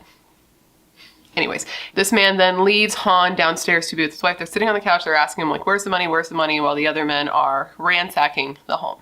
They took money from the house. They took money both from Hann and Bich's bedroom and also money that Jennifer had. And then the men took Bich and Hann downstairs to their basement. They threw a blanket over their heads and they shot them both. And Bich's last words were pleading for her daughter's life. Jennifer's father, Hann Pan, was shot once in the shoulder and once in the face. And somehow he survived his injuries. But his wife, Bich Pan, who had been shot multiple times, once in the neck, once in the back, and once in the head, did not survive. The 3 men were in and out of the house by 11:30. Once the men left the house, Jennifer, who had apparently been tied up to the banister the entire time, was able to get her phone and call 911. And this call is horrifying because Jennifer does play it up really well. Like she's a good little actress, but in the middle of the call, all of a sudden you hear Hann in the background screaming, and you hear Jennifer surprised because she thought both of her parents were dead. And all of a sudden she hears her dad and realizes that he is alive. And what we find out later, I'm sure this girl was shitting her pants at the idea of him surviving this. So police arrive and Hann was taken to the hospital, obviously, because he's still alive. And Jennifer was taken to the same hospital and she's just checked for injuries, which she has none. And then she goes and she sits next to her father, sits at his bedside for a couple of hours before police come and take her to the station for questioning, because she's the one witness. She's the one survivor.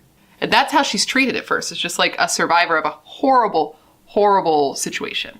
Excuse me, not the sole survivor, but the sole lucid, awake survivor, because Hann was actually put into an induced coma. They put him in a coma to help his body recover from what he had gone through. So he's out, and Jennifer's the only one that they can actually talk to, is what I meant to say.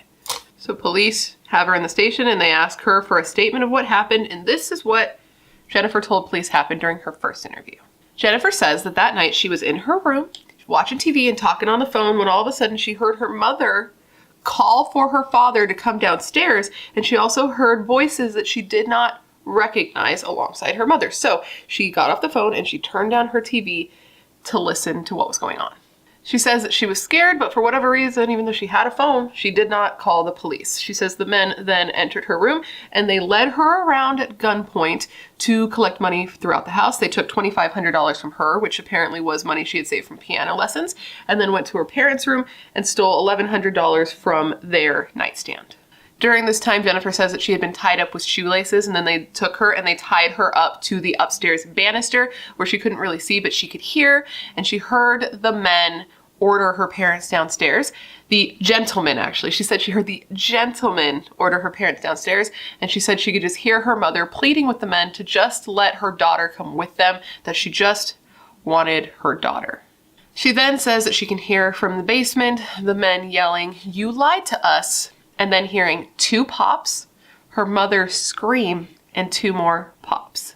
She then said she told police that she had had her cell phone hidden in the waistband of her pants, and that once the men left the house, she then called the police even though her hands were tied behind her back. So police thought this was really weird. It didn't make a lot of sense to them because they didn't see why these men would break into a house intent on committing a robbery, then attempt to murder 2 people, successfully murder 1 person, and willingly leave a living victim. Not only did they leave her living, but she was essentially completely unharmed. And on top of that, not much was stolen. Like, the family had 2 pretty expensive cars. I believe it was a Lexus and a Mercedes. There were TVs in the house that were untouched, and there was money on the counter that was just not taken. So it's like, if they were just robbers, they were really, really bad at their job. They should probably look into a new profession. Like, robbing does not seem to be their strong suit. So just 2 days later, police actually do bring Jennifer back in for another interview. And at this point, she's being treated as more as a suspect and not just a distraught daughter and victim. They don't push her too hard because they just want to see if like she'll make any inconsistencies. If she'll say any inconsistencies, you know what I'm trying to say. And so they just kind of let her talk. And when she first gets there, she even tells them that she's really nervous. She's worried because her brain is scattered, that she'll say the wrong thing, which she does. And she just kind of goes in and out from seeming very emotional to very matter-of-fact and unemotional. But the investigators could tell, like some people, you know, that does happen naturally, but they could tell that she was kind of turning it on and off when she felt it was appropriate and then kind of slipping when answering a question that she had a correct answer to, if that makes sense. So this time around, Jennifer's story changed, but only like a little bit, just little inconsistencies here and there. She said again that she was in her room and she was on the phone when she started to hear voices. So she got off the phone, turned it down. This time she says that she heard footsteps that she recognized as not her parents' footsteps. So she like opened her door a crack and looked out. And this is where a man was standing that immediately put a gun in her face, tied her up, and robbed her at gunpoint. She says they took her from room to room, making her collect all the money, and then they took her downstairs where her parents were, that the men were asking her parents over and over, "Where's the money? Where's the money?" So she would give contradictory statements, and the officer would kind of point it out, and it seems like she would catch on to it, kind of watch his cues, listen to what he said, and kind of adjust there.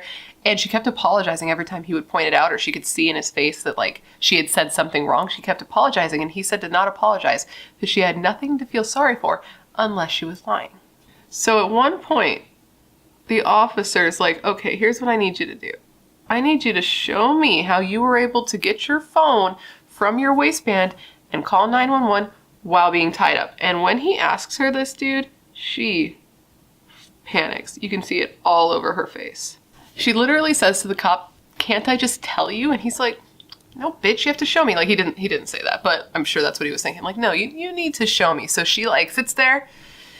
You can see that she's panicking. She, like, has a cup. She grabs it and, like, slams her drink down and then gets up and takes off her sweater. And she goes to show him. And at this point, the cop was likely thinking, like, I've got her. There's no way this is possible. But surprisingly to everyone, she was able to do it. It doesn't seem like she had planned it because she was so panicked, but she was able to do it. She said she put her phone all the way on loud, so that she could hear the officer, and she was able to call just holding it down at her waist. The officer does end up getting a little more, not aggressive, but assertive with her at this point. And he's like talking to her about her parents and about the way that they raised her and about how she felt about that and how she felt about the ultimatum that they inevitably gave her. She just says, you know, it sucked, but I made my choice. I wanted to be with my family more than I wanted the other life. And he starts to kind of push her, gets a little more accusatory. He's like, did you do this? Do you know what happened? Did you have any part of this? Did you cause this? And at that point, she gets a little like, whoa, whoa, whoa. And she actually calls him on it. She's like, hey, you're scaring me. It seems like you're accusing me. So he just explains to her, like, this is my job. You're the only person I can talk to because your mom is dead and your dad is in a coma. So they let her leave because they don't really have anything to hold her on at that point, but they do put her under surveillance, and they even have somebody watching her while she's at her own mom's funeral. And it is reported that she didn't cry at all. She mostly just stared down at the floor during the funeral. So while all of this is happening, Jennifer's dad wakes up from his coma, and to everyone's surprise, he remembers pretty much everything. There was a big worry that he wouldn't be able to remember anything because he got shot in the face. He had some pretty bad brain damage, but he remembered everything, and his statements contradicted Jennifer's in some pretty serious ways, like the fact that she wasn't tied up. She was walking around the house chatting with the intruders like they were friends. Jennifer. They even had Hann, her father, call her and pretend to have amnesia, saying he didn't remember anything, and kind of talk to her and be like, who do you think would do this? Do you think maybe your ex had something to do with this? Because, you know, we told you that you couldn't see him. And she was like, no, I don't think he has anything to do with this. And police wanted to put Hann on the stand to just arrest her and use his statement at trial to get a conviction. But they knew that a defense attorney could completely destroy him on the stand because he had brain damage. He did. And also they thought that the defense would bring up the fact that his daughter and him had a bad relationship and use that as maybe her dad having some vendetta against her to blame her for this when she didn't do it. So they needed a confession. They wanted a confession. So they brought her back in for questioning on November 22nd, 2010. And this time they had like this badass dude interrogator who was like the wolf. You know, the one that's like, okay, let's do it. Bring him in. And they did. And it was good. He used an approach where first he got her comfortable and made her feel like they were friends. He talked to her about her life, about growing up, about her relationship with David and with her parents, and just tried to like seem like he was on her side, like he was her friend, like he got it. They talked about her depression and her apparent suicide attempts and her cutting. He also employed the tactic of switching up interrogation rooms on her, and this has been proven to be successful in interrogations. I don't understand the science behind it. Interrogations are just crazy to me, because in my mind, I would never admit to anything ever in life, but I mean, they get people to admit to shit that they haven't even done, so I don't know. But he did that. He also got her to admit that like her parents expected way too much of her, and that it was really hard for her growing up because they were unrealistic expectations, and that she wasn't as smart as her parents thought that she should be. And that her parents often compared her to other people and be like, see, this is what you could be if you just tried. And she said that this didn't really hurt her as much when she was an adult because like they had done it her entire life. So he's chipping away at her. He then switches it up and he starts not attacking her. He just gets very direct and he's like, listen, I am trained to know if someone's lying. This is what I do. This is why I'm the one that's here right now.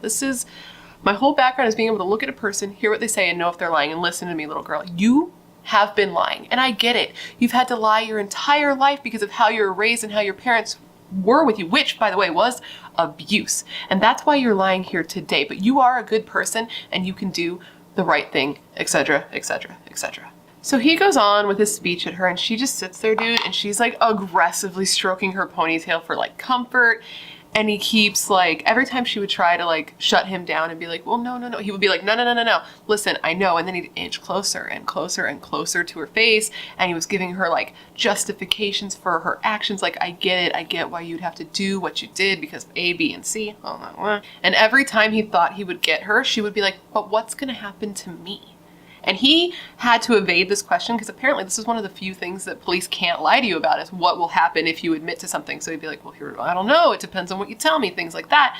And he keeps chipping at her till finally she admits that she did hire somebody to do the home invasion, right? But that they weren't supposed to kill her parents. They were supposed to kill her.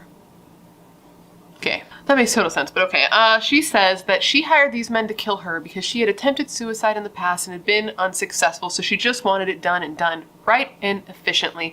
And that she wanted to die because she was tired of not being able to live up to her parents' expectations. She said she no longer wanted to be a disappointment to her family, and he sat there and he let her tell her whole story that made zero sense, as I'm sure you can imagine. When she was done telling her whole story, he went in on her. He's like, you know what? You've already admitted to bringing these men in the house, so there is nothing for me to lose here except for to just go in on you. So he's like, you know what? You are a liar. This is bullshit. You brought these men in to kill your parents. Come on, Jennifer, tell the truth. Be a good person. This is obviously ridiculous. You clearly did this. And since she had admitted to bringing the men in and paying for the home invasion, I mean, he had her up against the wall. There's nothing else she could do. And I mean, that's such a dumb story, Jennifer. What were you thinking? Not that I want her to get away with it, but like, that's so dumb. I don't know. She seemed like smart until she got real dumb. So he then tells her that she is arrested for murder, attempted murder, and conspiracy to commit murder. And she looks at him and she's like, I thought you were on my side. He's like, no, you dumbass. What the hell? No, I'm not. Goodbye. And he goes to leave the room and she's like, can't you stay with me? And he's like, no, I gotta go out there and tell these dudes that, like, I'm done and to come arrest you. She was just a piece of work. On March 14th, 2014, Jennifer's trial began and she pled not guilty, of course. The prosecution used her interrogation tape against her. The detective who interrogated her, you know, her little buddy, well, he testified against her. And 116 text messages between her and her boyfriend Daniel in the hours leading up to the murder were used against her, and they spoke in detail about what was going to happen. How Jennifer would leave the door unlocked, all that jazz, and this also implicated Daniel in the crime.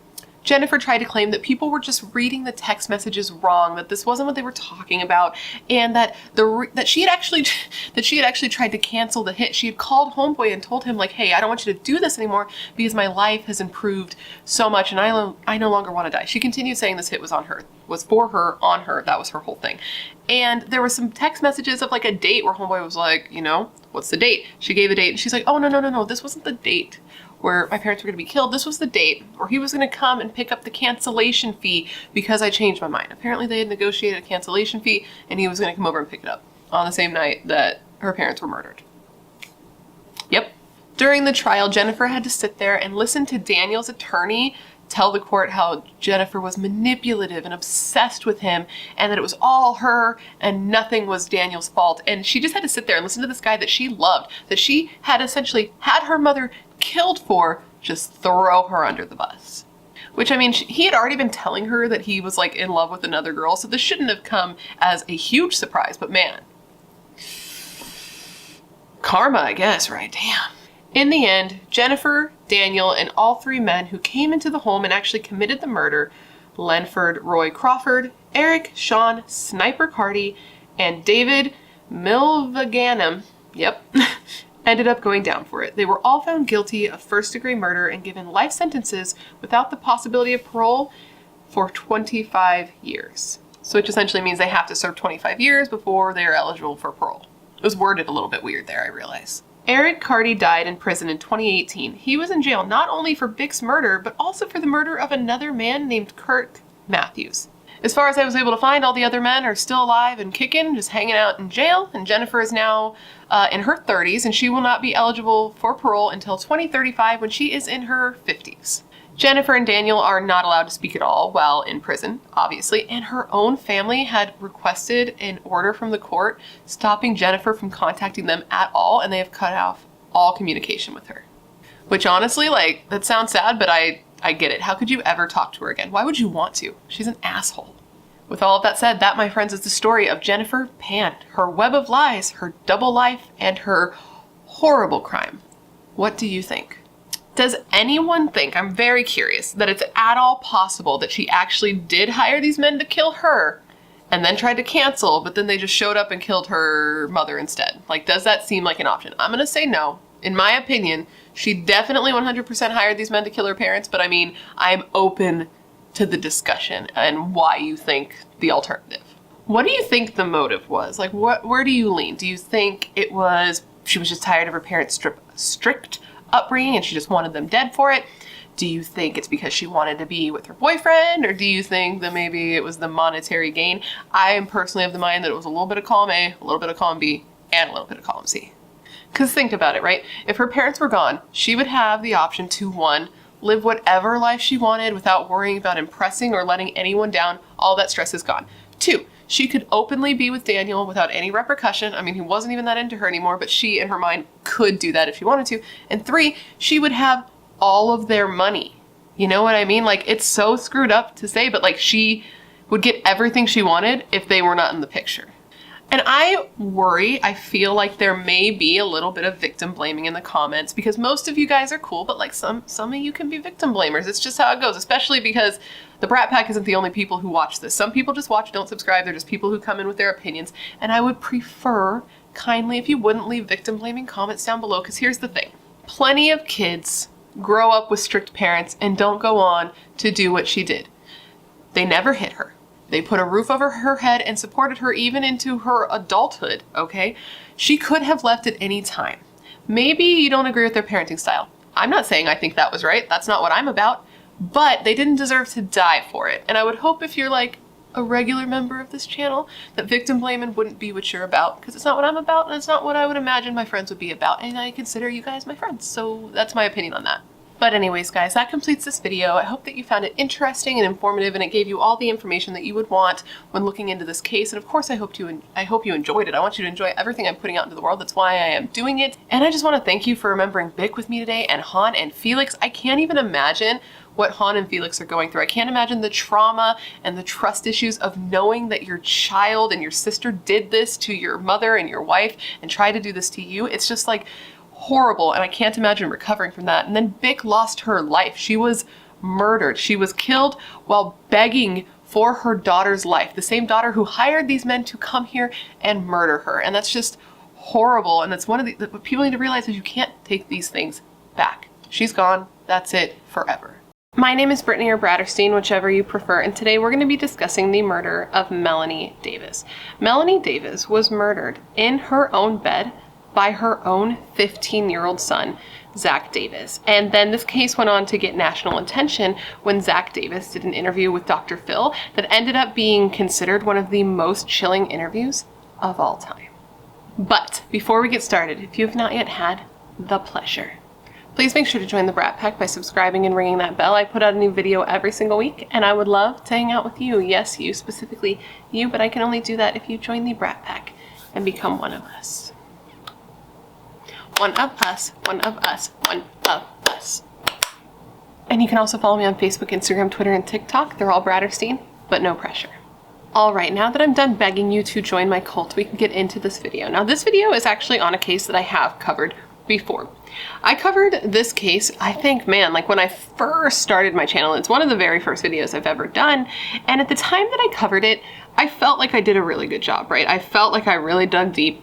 And as soon as I learned about the case, it captivated me. It grabbed me. As soon as I saw that interview with Dr. Phil, I was like, what is up with this kid? Because it's very chilling to watch. And, you know, my years on YouTube have helped me fine-tune my skills both in video production, but mostly in research as a whole. And I just feel like I could do this case better. I feel like it deserves, it just deserves more than I was able to give it at the time. I mean, come on, the video that I did all those years ago is only like 20 minutes long. And if you know, you know, that's just simply not me. So today I'm going to retell you that story. I read all of the things so you do not have to. And at the end of this video, I like to ask a question of the day. And I want to give it to you now so you can kind of have it knocking around in your head during the video. But at the end, I want you to answer it. And that is this.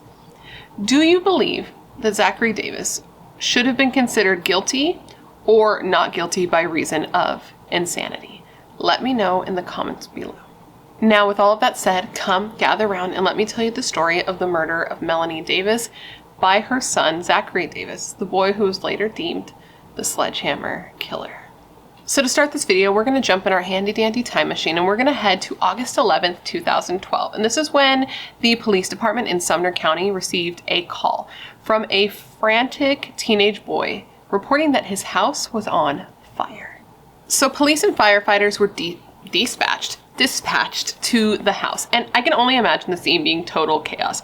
Police get there and the teenage boy who had made the call informed them that his house was on fire, his mom was inside, and she was in really bad shape. And even though police told the first responding firefighters that yes, the house is on fire, but there is a victim inside and there may be a perpetrator inside that actually purposely started this fire and they might want to hold back. The first firefighter on scene, it was a guy named Winton, W-I-N-T-O-N. He said, you know, suspect be damned, I'm going to run in and try to save this boy's mom. So he goes inside the house and he feels his way through the smoke until he finally finds this boy's mom's bedroom. And when he opens the door and he sees her and sees what he describes as significant damage to her skull, he realizes that she cannot be saved. He said specifically of this, and I quote, "I crawled on my hands and knees to do a perimeter search. I found a door that looked like it had been damaged and was cracked open. When I went inside, I noticed bloody footprints going to the closet. I looked under the bed to make sure there was no one hiding, and then on the bed, I found a body. It had significant trauma to the skull. There was no way to resuscitate the victim. It appeared to be a blunt force trauma. It did not appear to be a gun wound." At this point, Winton decided to continue searching, and he ended up finding himself in a utility room that was right beside the bedroom where he had found the body. And when he went inside this room, he found a bloody sledgehammer. So at this point, he left, he contacted the police, and he's like, "Hey, I think I found a murder weapon." Now, the body in the room was that of 45-year-old Melanie Davis, and her son, 15-year-old Zach Davis, was missing. Melanie Davis, who was described as a very, very good mother, was born Melanie Herman, and she was an Austrian citizen who left her home country once she was old enough to do so and moved to America, where she married a man named Chris Davis, therein making her Melanie Davis. The two went on to have two children, both boys. First was a baby boy named Joshua, followed a year later by another baby boy named Zachary, born July 27th, 1997, making him a Leo.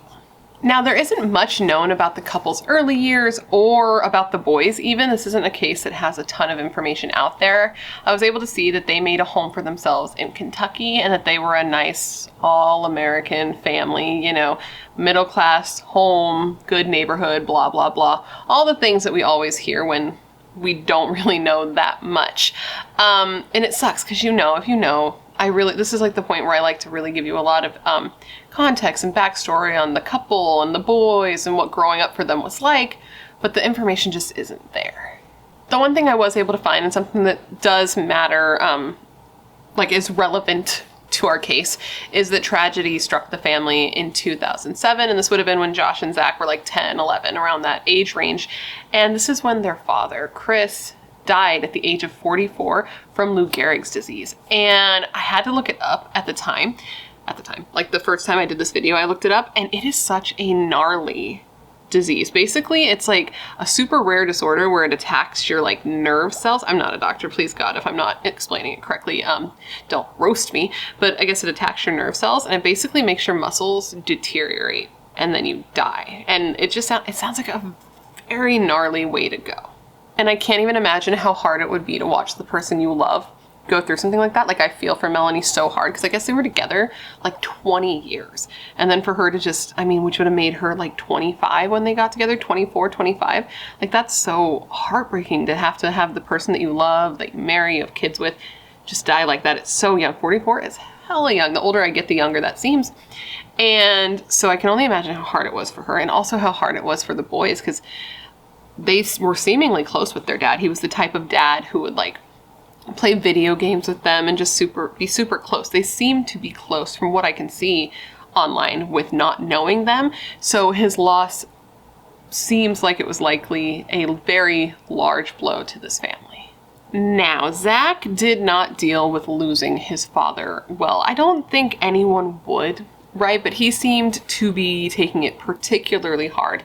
And it got so bad that his mother thought that he may benefit from some therapy to see if the types of things that he was experiencing and what was going on with him was normal. Now, in the process of evaluating him and doing the whole mental health check, it was found that some of what he was going through was normal, but not all of it.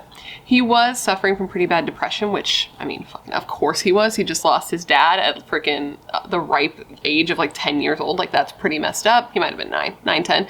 Young, right? Formative years. But on top of that, he was hearing disembodied voices, particularly the disembodied voice of his late father. So that's not good. That's not what you want to hear. And from this, he ended up being diagnosed with a depressive disorder and psychosis at the age of 11, which is very young for that.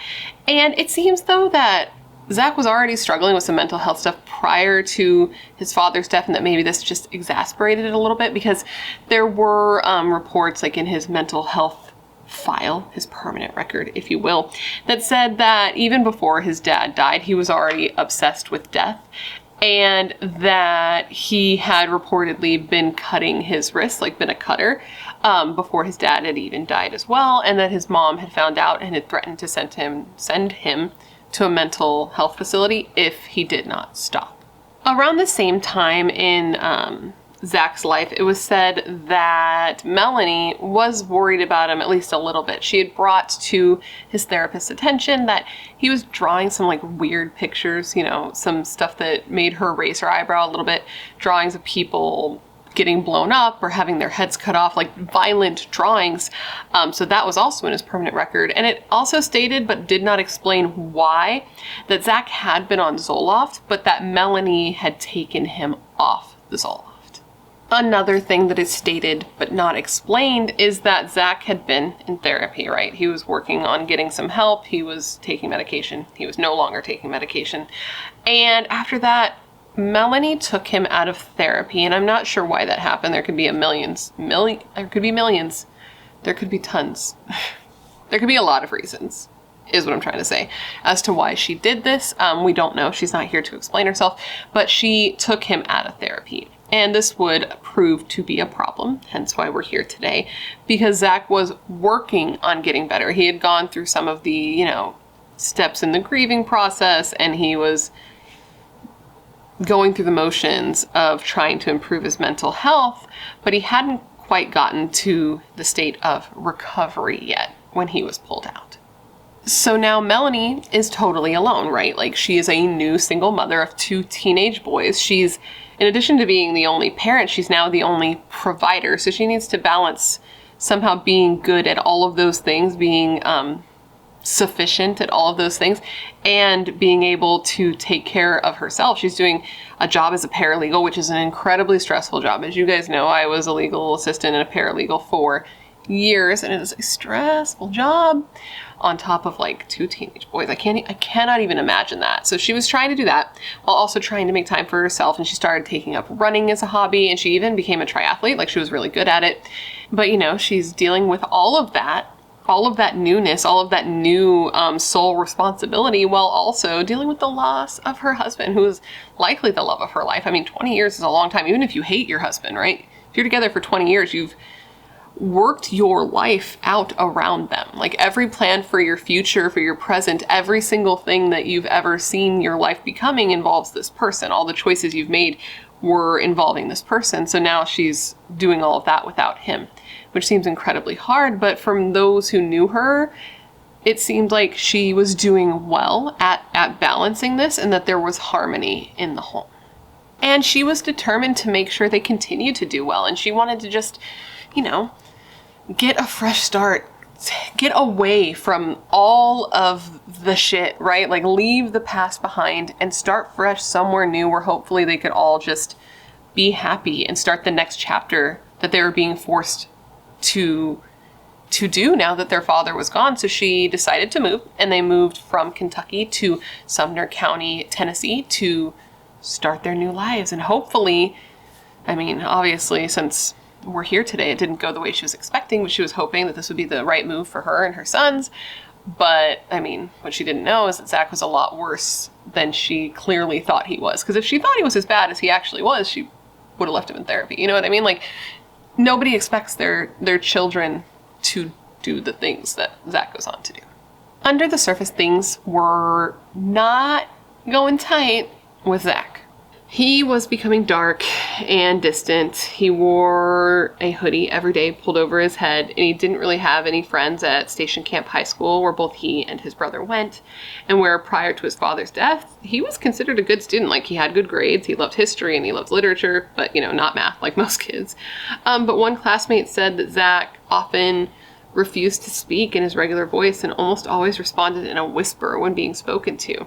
And the same student actually came out and said that Zach wore, like, the same hoodie every single day, that he didn't, like, change his clothes, which, like, sounds like a dig, but same. And I mean, like, same, like, hoodie. I'm not wearing, like, the same underwear. You know what I mean? Like, okay, moving on. Later, after all the things had happened, after it was too late for anything to be changed, you know, one of Zach's guidance counselors was interviewed and said that Zach was one out of, like, the multitude of students. There was, like, a handful of students who concerned this guidance counselor, and Zach was one of them. He was just like one of those kids who was into dark, creepy shit, right? And that always makes people be like, obviously there was something wrong with him. Like, okay, he was really into murder, serial killers, torture. He had, like, 2 apps on his phone that explored those subjects, which, first off, what are those apps? I do not know. I couldn't find the names of the apps, but I am curious. And he was into, like, horror movies and video games that you would consider violent, and he really liked Stephen King, and on the front of his notebook it said, "You can't spell slaughter without laughter," you know, just, like, dark shit. And here's the thing, some people are gonna be like, whoa, those are some red fucking flags. How did she not notice it? How did anybody not notice it? But the thing is when I hear that, that's not really where my brain goes. I don't consider liking dark stuff in isolation to be something that is worrisome. To me, it sounds like normal, albeit a bit ridiculous emo little boy bullshit, right? Like, I feel like it sounds like every kid that I knew in high school. Just like sad emo boy, interested in dark shit. And if those are the types of things that make somebody look bad, like, if you were to look at me in high school, I'm not looking much better than Zach, and yet I sit here never having killed anyone. So there's more to it than just that, but that's what people like to cling to. So now we're going to fast forward a little bit, and we're at the day of the murder, okay? It was August 2012. Zach, his brother, and his mom actually had, like, a really nice day together. They went out together. They spent some quality time. They went and saw a movie. It was called The Campaign, which I believe is, like, a comedy with Will Ferrell, which how are you going to do what he goes on to do after watching a just light in this world like Will Ferrell, but okay. And the 3 came home and everything seemed normal. But when they got back, Zach went in his room and started to pack a bag. A weird bag. One containing his notebooks, his diary, clothing, a toothbrush, all normal overnight stuff. But then you add a ski mask, gloves, a claw hammer. The type of bag that one might use to do something not so great. I'm trying to think of, like, an innocent thing one could do with the contents of said bag, but I'm kind of drawing a blank here. Josh went to bed that night at about 10 p.m. and his mother had gone to bed about an hour before him at 9 p.m., having no idea what her youngest son, her literal baby, was planning to do to her.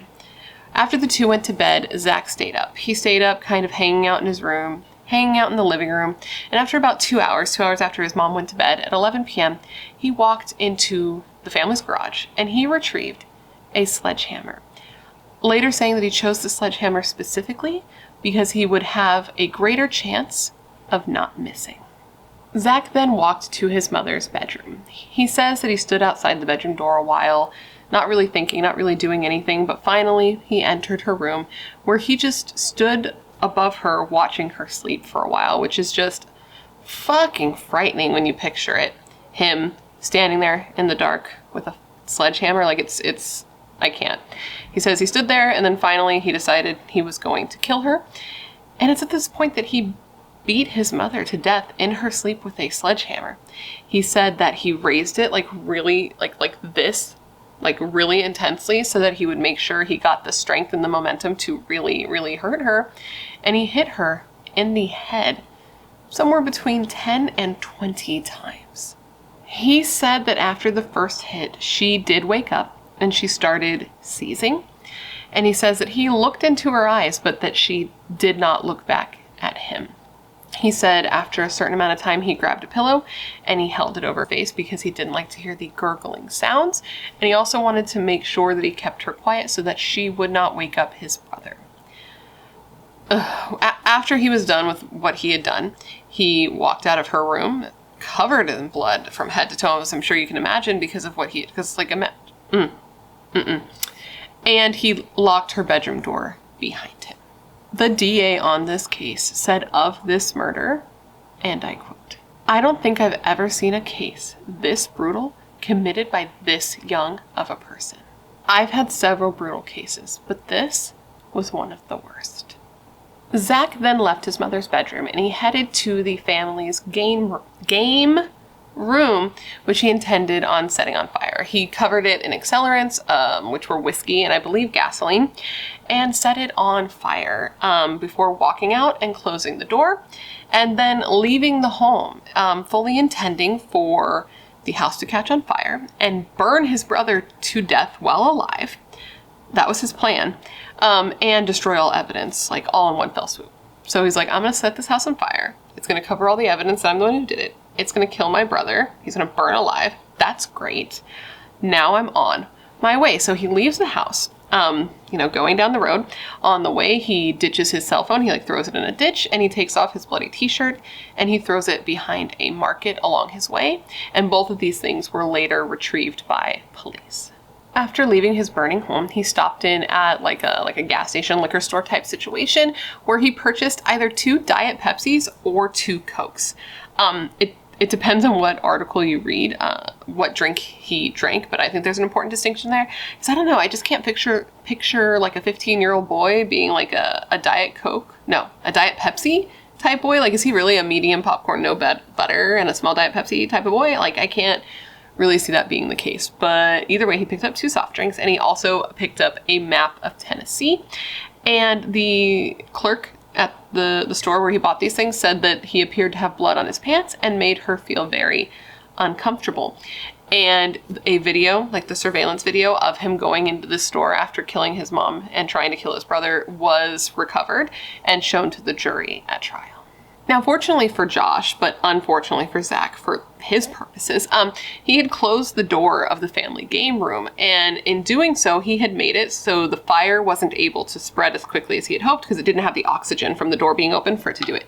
Because fires need oxygen just like the rest of us. So because of this, Josh wasn't killed right away, and he was woken up by the sound of the fire alarm. So he got up in a panic, because I'm sure you can imagine your house is on fire, and he ran to his mom's room and he found that the door was locked. So he tried banging on the door, she didn't open it, so he broke the door down, and that's when he found what I can only imagine is a horrifyingly traumatizing sight. He then ran out of the house and he called the police. I never saw anything in any reporting that he even tried to save his brother. I don't know if that's accurate, but I just didn't see anything that said that he did. But I mean, maybe he just knew in his guts. I don't know. So while Zach's on his way into the night, ditching his cell phone, ditching his shirt, buying his soda and his frickin' map, police are back at his house processing the scene, realizing there's been a murder and realizing that he is missing. So they're searching everything, and they end up finding like a kitchen knife. I believe it was a butcher's knife, by the back door of the house, and it was tested and it was determined that this was not used during the crime. And later Zach was asked about this, like, yo, what was up with that knife outside the door? My guy. And he told police that he had planned to bring it with him in case anyone tried to stop him or got in his way, but that when he heard the fire alarm go off, he got scared and he just ran. And that makes me so uncomfortable, because that means that he fully intended to hurt other people if it came to it. So that's not good.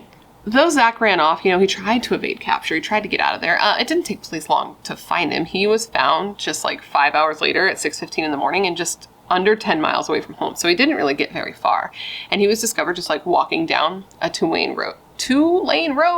And apparently the guy that found him was a guy named Chris. Mr. Chris is what we will call him. And he was like a county deputy, but also a resource officer at Zach's school, actually. When Zach was taken into custody, when he was located, he was found with a backpack and a satchel, and also just pockets just filled with shit. Inside his pocket, they found a pocket knife, an X-Acto knife, his station camp high school ID, earplugs, a cigarette lighter, tissues, and a set of keys. And then later, when his backpack and satchel were searched, they found several changes of clothing, a claw hammer, a flashlight, 4 cans of tuna, gloves, a ski mask, several screwdrivers, a hunting knife, a box of razors, and several notebooks. And one of these notebooks contained a letter written by Zach confessing to the murder. Among other things, this letter said, and I quote, "I killed Melanie and left Josh alive to suffer. I didn't feel anything when I killed her. Even when her blood splattered my arm and her brain matter was thrown onto my shirt." He continued, "I didn't feel remorse, hate, or even satisfaction. My only true regret was that I wasn't able to give her a faster death. I didn't want her to suffer." So when the first officer came upon Zach, he stopped him, but then he called for backup right away because he doesn't know what he's dealing with here. And so backup comes, he's put in a patrol car, and the officer noted that he was super, super quiet and he didn't say anything.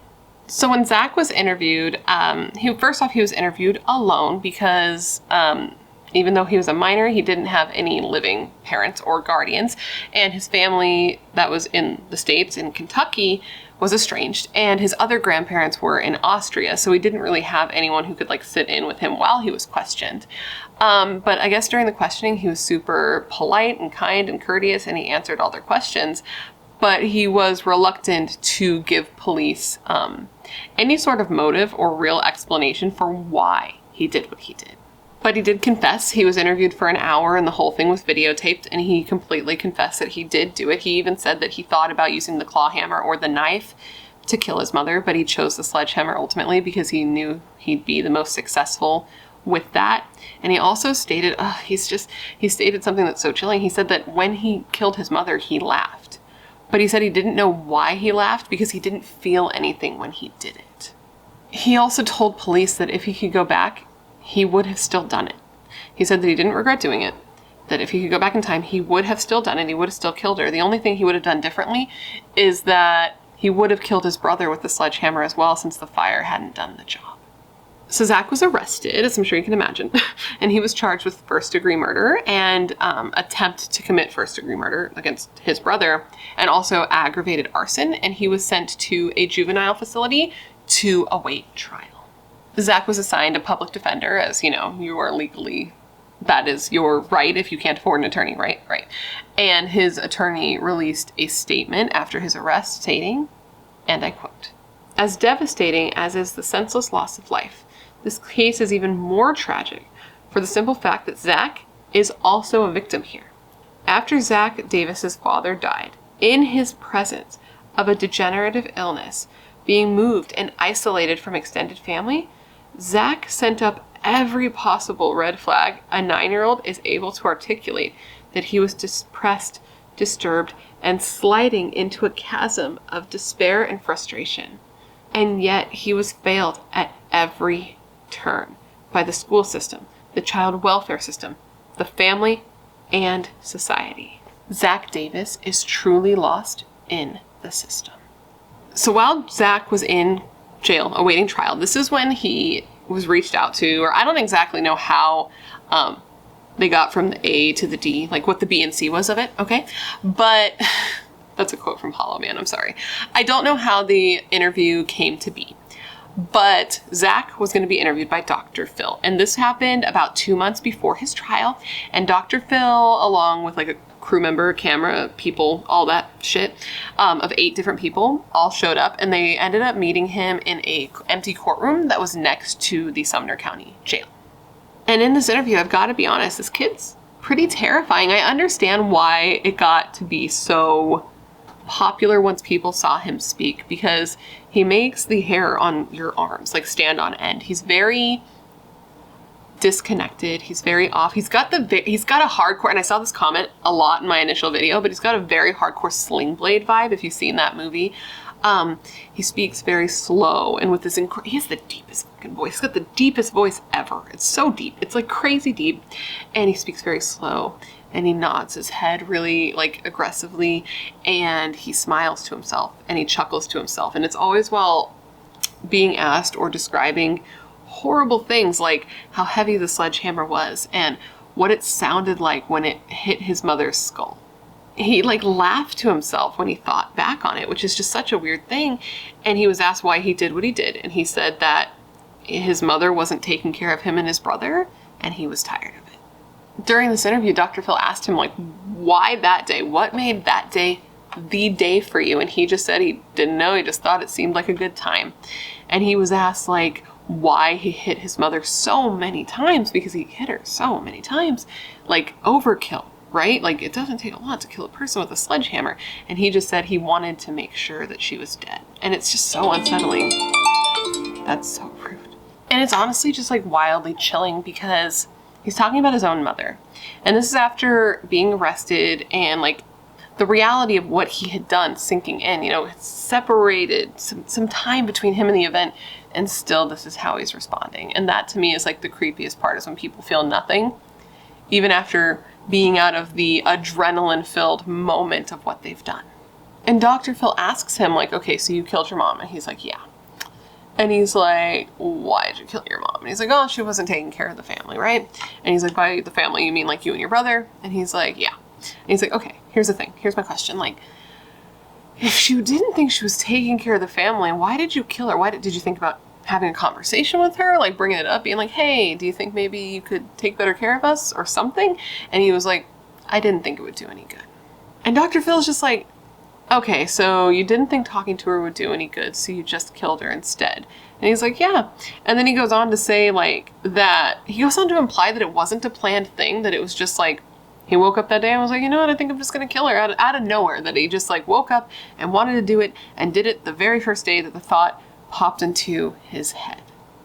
Dr. Phil said to him at this point, quote, I need you to help me understand here. You're standing outside her bedroom door. You've got a sledgehammer in one hand.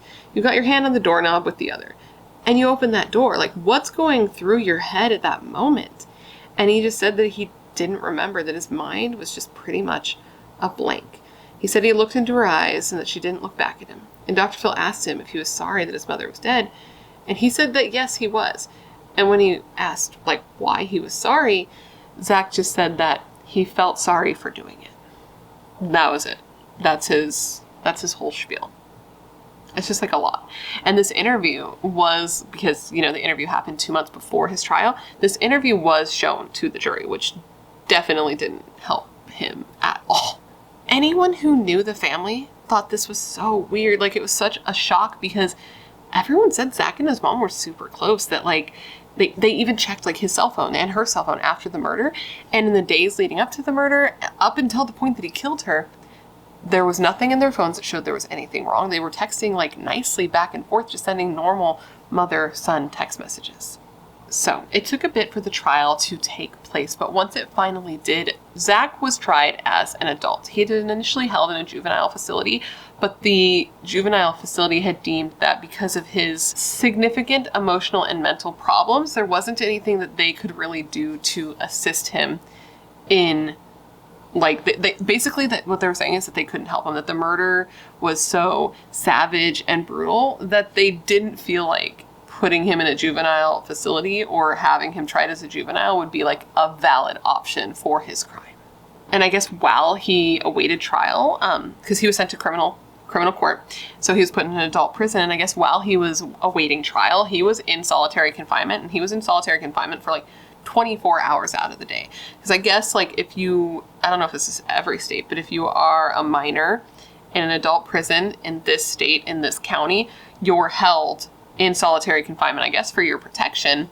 And so Zach would stay in his solitary confinement cell like all day. I guess he was allowed out for like an hour a day. And he said he didn't really care. Like, he's like, I don't really care about being in solitary. Like, I'd be all right if I was let out around other people, but I don't really mind being in solitary anyway. But I don't know. I feel like maybe that's not totally accurate because he didn't seem to be especially happy in prison. Like, he was given medication for his mental health issues while in jail, and he started hoarding his pills, basically, and he tried to take his own life at one point. And it doesn't surprise me to hear that he was a little bit suicidal, because he also asked his attorney to try to get him the death penalty. So he clearly didn't want to be around it anymore. Zach's trial ended up getting delayed like several times. First, because they were his mental health and his mental competency was a big subject of conversation, and still is. So that took a little bit to kind of figure out if he was going to be competent to stand trial, etc., which we're going to get into shortly. But another reason that his trial was like delayed a bit was because he actually ended up assaulting a prison guard while he was in jail. I guess this guy was named Mr. Morris. We're going to call him Mr. Morris. It was something Morris, Guard Morris. Officer Morris was watching Zach, like he was the guard in charge of watching him at this particular time when Zach attacked him, and it resulted in this guard getting a concussion and Zach being charged with aggravated assault. Now, why did he do this? That's really the question. The answer, I don't know. It could be during this time when this happened, he was in solitary confinement and he was only even able to like video chat with his grandparents, who were now his legal guardians now that his mother was dead and his father was dead. And he was only able to talk to them on video chat like every other week. So that could have had something to do with it. Maybe the isolation finally caught up with him. But I also think it's worth mentioning that this happened on July 29th, which was actually his 17th birthday. So I think maybe he could have been feeling extra emotional on this particular day. I'm really not sure. Anyways, his competency. Let's just get into that now since I just brought it up. So basically, he had 2 competency hearings. One was when he was in the juvenile court, and then another was when he was in the criminal court once it was deemed that he was going to be tried as an adult. Dr. Sandra Phillips, who was a forensic psychologist who interviewed Zach like 30 times, like she interviewed him a shit ton of times, and it equated to about 9 hours of interview time between the two of them. She said of Zach, and I quote, "He was strange. He was very quiet, extremely polite, and almost always looked down. Almost all who came in contact with him that I talked to said he was extremely strange and out of touch with his emotions." When she spoke with Zach, she said that he didn't trust her. He had a really hard time trusting her, and that it took him a long time of her interviewing him for him to even tell her that he was hearing voices, because he just didn't trust her enough to give her the information, which made it hard for her to evaluate him. She said that she was like really thorough. She spoke to not just Zach, but a lot of people in his life. She spoke to his grandmother, to some of his teachers, like a guidance counselor, a social studies teacher, jail personnel. She spoke to like all of these people to try to get a full picture of Zach and his conditions. She said that each time she evaluated Zach, she came to the same conclusion, and that was that he was not competent to stand trial. She also stated that he was delusional and that he was suffering from psychosis and that he had been hearing voices for quite some time. And she didn't believe that he was faking it. She said that he was way too consistent with everything that he said and all of the mannerisms and the way that he acted, and that he didn't seem like he was exaggerating any of his conditions, and that's something that you might see in somebody who was faking it to make themselves seem more sick than they are. She also said that Zach was autistic and suffered from extreme depression, and she also said that he had PTSD. And not PTSD from his father's death, but actually PTSD from a rape allegation that he claimed happened, which we're going to get into later. That's something that we're going to discuss. And the doctor said that because, the whole rape thing, it was determined that this didn't happen, but she said because Zach was delusional, he truly believed it happened, and therefore he had PTSD from something that seemingly didn't actually even happen to him. She said that he essentially had no coping skills on top of all of that because he didn't have any friends, so he just internalized everything that he was feeling, and that the line between his emotions and his thoughts ran very deep. And she said that she has never met a single person as detached from their emotions as Zach is. Another doctor who evaluated Zach agreed with the first doctor, saying that Zach, had depression, and also said that he was showing symptoms of like extreme schizophrenia. He said that Zach was delusional, just like the previous doctor, and that he was still suffering delusions while in jail. He was convinced that the guards or the other inmates were out to get him, to rape him, or to kill him. And he would, like, during their sessions, freak out and like wonder if there was somebody in the vents or if somebody was watching him. I guess Zach even went as far as like getting a weapon in jail, and he said that he wanted it to defend himself in case somebody tried to attack him, in case one of the guards specifically tried to attack him, even though he admitted himself that like nobody had actually ever tried to hurt him, but he was always worried that one of them would try to hurt him, torture him, or rape him. He also told this doctor about the voices that he heard, and that he heard the voice of his dead father. He said that occasionally his dad would tell him to do things, just like when he told him to kill his mother, but that mostly the voice was just conversational. He said he did have other voices in his head, though, that would criticize him or insult him, but these were voices that he didn't recognize. Now, obviously, there were also doctors that testified for the prosecution, and mostly they just disagreed with the determinations of the defense's doctors, or alternatively they would say, okay, yeah, all of that's true, all of that's great, he's sick, he's got schizophrenia, cool, but that doesn't mean he's not legally competent for what he did, because he clearly knew right from wrong at the time that he committed the murder. And the judge basically said that the testimony from the defense's mental health experts and the prosecution's mental health experts basically just canceled each other out, so it wasn't really helpful for him to determine whether or not Zach was competent to stand trial. And the determining factor ended up being Zach testifying himself, like his own words, is what helped the judge make a decision. The judge noted that Zach seemed to be able to recall and recount where he had been since his arrest and what roles each person present at the trial played in the grand scheme of things in the trial, which is something that you need to be able to do in order to be considered competent. He was able to tell his attorney what had happened and why he had done it, what he did, and really that's all you need to do. That's all you need to be competent to stand trial, to be able to understand and assist in your defense, among other things. But as long as he was understanding and able to assist in his defense. So with that, the judge decided that Zach was competent to stand trial, and from there, the trial moved forward. Now, once the trial began, Zach pleaded not guilty due to reason of insanity. And if that is confusing, because we just went over the whole mental health thing at length, being competent to stand trial is one thing, and pleading not guilty due to insanity is another. Because basically, competency is, are you capable of handling a trial right now and helping your attorney so that you have a fair trial? And what he's pleading, whatever, he's saying he's not guilty because he was not mentally, legally responsible for the crime. So that's the difference there, because I used to be confused about that until I started reading 1,000,001 true crime cases, and then it kind of, you read enough, you learn. You learn. You live and you learn. Yeah. Zach's attorney claimed that a mental defect rendered him incapable of being able to... Basically, he said, he wasn't mentally capable of premeditating this crime, and that the prosecution hadn't proven beyond a reasonable doubt that the murder was premeditated. Because that's what the prosecution was trying to say, is that he planned this in advance and he did this, boom, there it is. And his defense attorney said of this, and I quote, "He said he did it. I don't think there's any question about that. But that doesn't mean he's guilty of the crimes."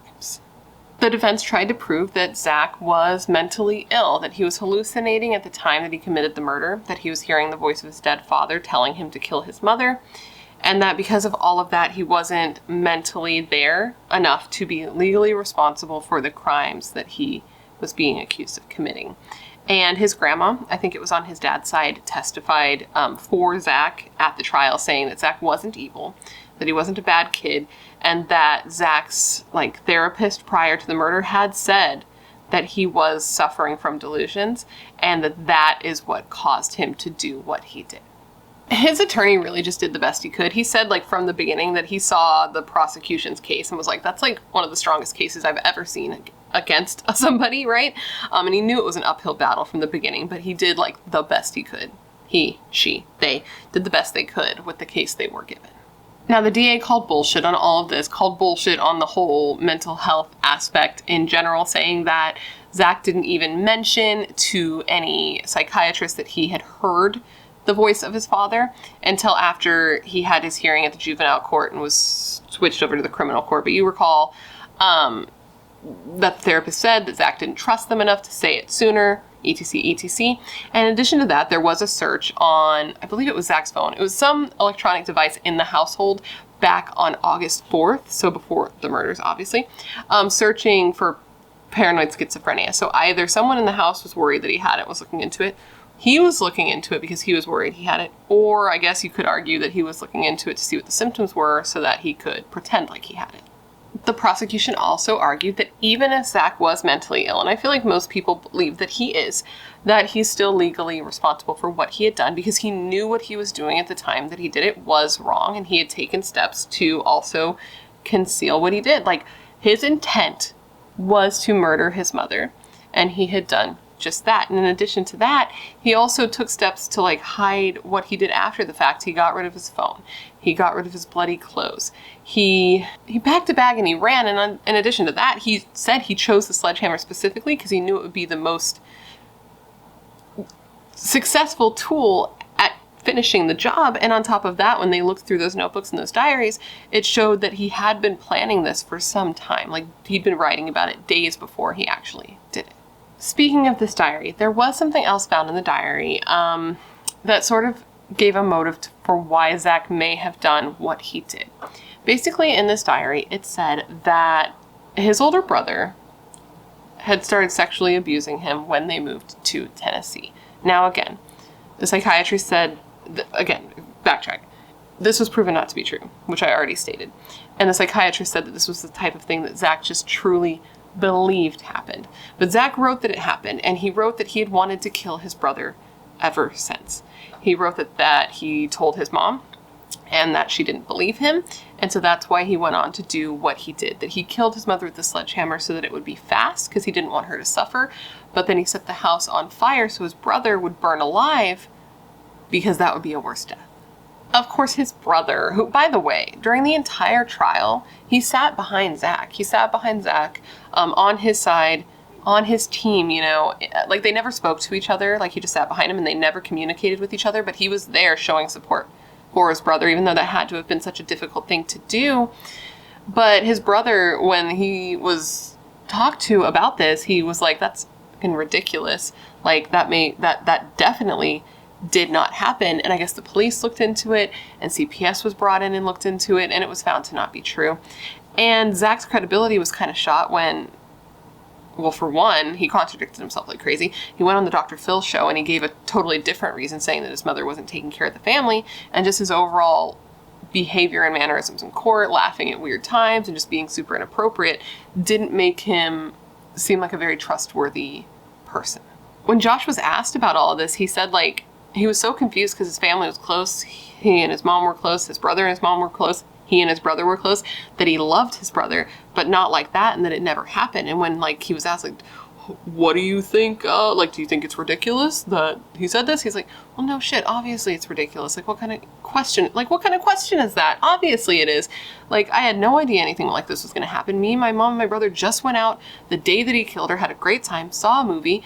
Everything was fine. Everything was normal. And now I'm here, and my mom's dead, and my brother's saying I raped him, and I'm filled with confusion and sadness. And this is bullshit. You know, like, fuck. I feel so bad for this guy. I feel so bad for this guy. Oh, his poor brother, man. It's like Zach literally threw him under the bus at every chance he got. Okay, he even went as far as completely bamboozling his own attorney mid-trial. So his attorney, like, put him up on the stand and started questioning him. And Zach completely changed his story on what happened and was like, actually, here's the thing. I didn't even do it. My brother did. It was such a shit show. He was, like, just being questioned by his attorney when out of nowhere he's like, actually, here's the thing. I didn't do it. My brother did it, and I took the blame for it. And his attorney was, like, stunned into silence for several seconds, and then finally was like, okay, then, so what did your brother do? And he was like, oh, my brother killed her with a sledgehammer, and then I found out about it, and then I just took the blame. And his attorney was like, you literally told everyone here that you were the one who did it. You realize that, right? And he's like, yeah, I know, but I didn't, and I took the blame, and now it just doesn't feel worth it to cover for him anymore. He then sort of changed it again, saying that, like, he thought he did it, but then he looked at the evidence and he realized it wasn't actually him. He was like, okay, I did get the sledgehammer and I did hit her once, but she was okay when I left. So Josh must have came in after the fact and got the sledgehammer and finished her off. So he's the one who killed her. And I'm like, what the fuck? Like, who, like, what was he trying to accomplish with this, you know? The DA thought that he was trying to do something sneaky and said that he believed basically that this was a strategic move on Zach's part. And he said specifically of this, and I quote, I think he's a lot smarter than we're giving him credit for. And I think he thought he could get out of this because maybe the jury would think he was nutso if he said he didn't do it.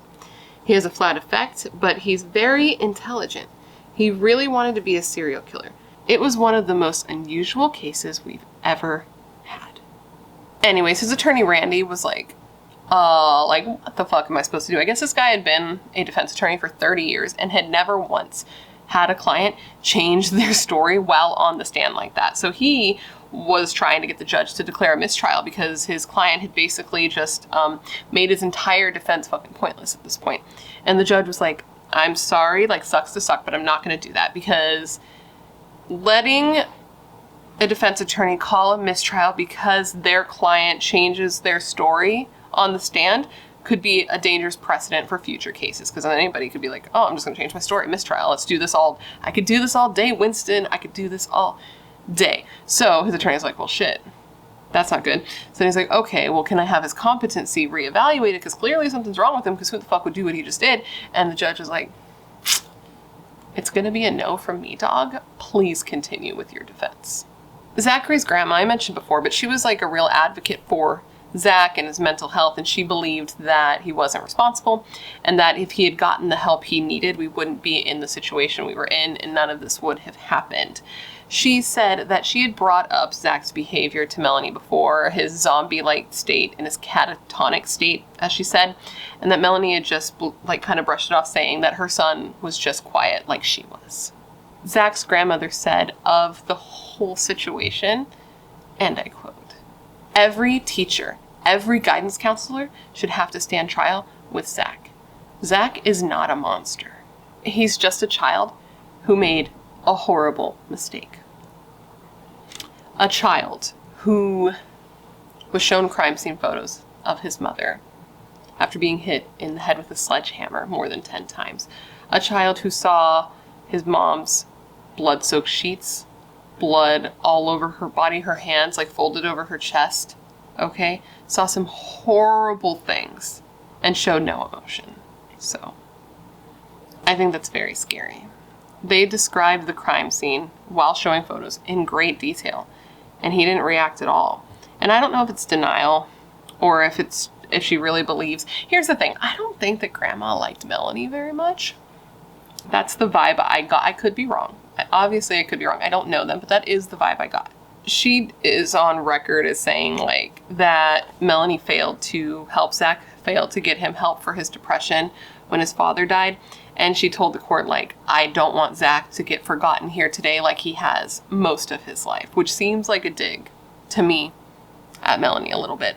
I did read that when after Melanie's husband died and they moved out of state to Tennessee, that she kind of cut Grandma off. Like, I guess she used to see them all the time, either every weekend, every other weekend, or at least talk to the boys.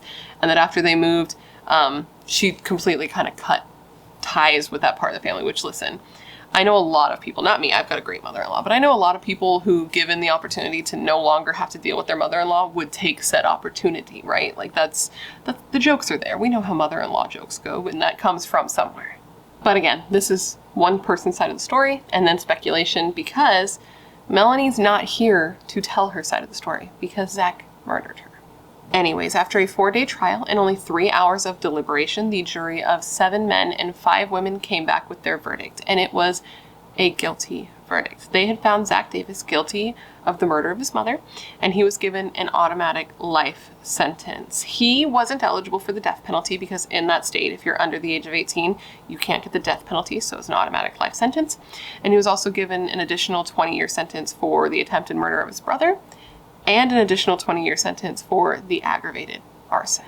The trial court considered what sentence would be, quote, sufficient to prevent crime and promote respect for the law, end quote, and Zach's, quote, potential or lack of potential for rehabilitation, end quote.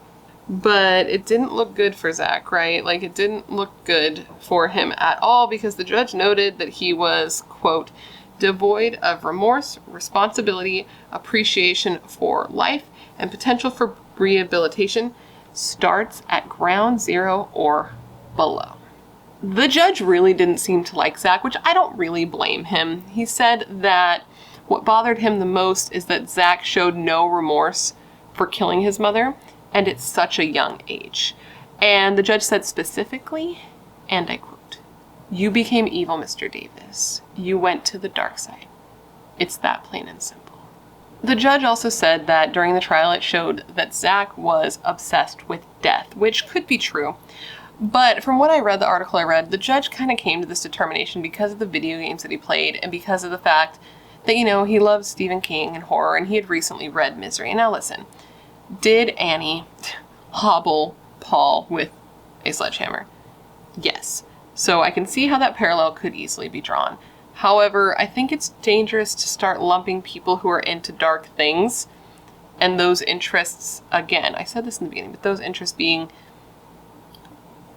in isolation considered strange enough or connect somebody to being a potentially violent person or a murderer. Because if that was true, if that was what made a murderer, if liking horror make a murderer, makes a murderer make a murderer make. If liking Misery and Stephen King makes one a murderer, we would see a lot more murderers up in this bitch, because I know for me, I love Misery. That's one of my favorite Stephen King's ever, actually. Definitely one of my favorite adaptations into film. And so, maybe I'm biased, but I'm evidence that it's not the case, is my point. I'm just really trying to drive home the fact that I have never killed somebody, so don't be suspicious. Don't be suspicious. I'm brushing my eyebrows with a comb. Okay. In one of my college classes, they gave us like a little bit of like a little anecdote about correlation, which I always think about when it comes to things like this, and that is this. Ice cream sales go up in the summer. Okay? So does the number of murders. But people aren't out there murdering because they're eating more ice cream. So one thing has nothing whatsoever to do with the other. Two things can happen at the same time. Somebody can murder somebody, and somebody can be interested in dark things. But just because both of those things happen do not mean that they are connected. And that's my point. Just because people are out there eating ice cream doesn't mean they're out there killing somebody. Maybe it has something to do with the heat. Okay? Okay. And for the record, Zach was asked if Misery inspired what he did to his mother, because the book was found in his home.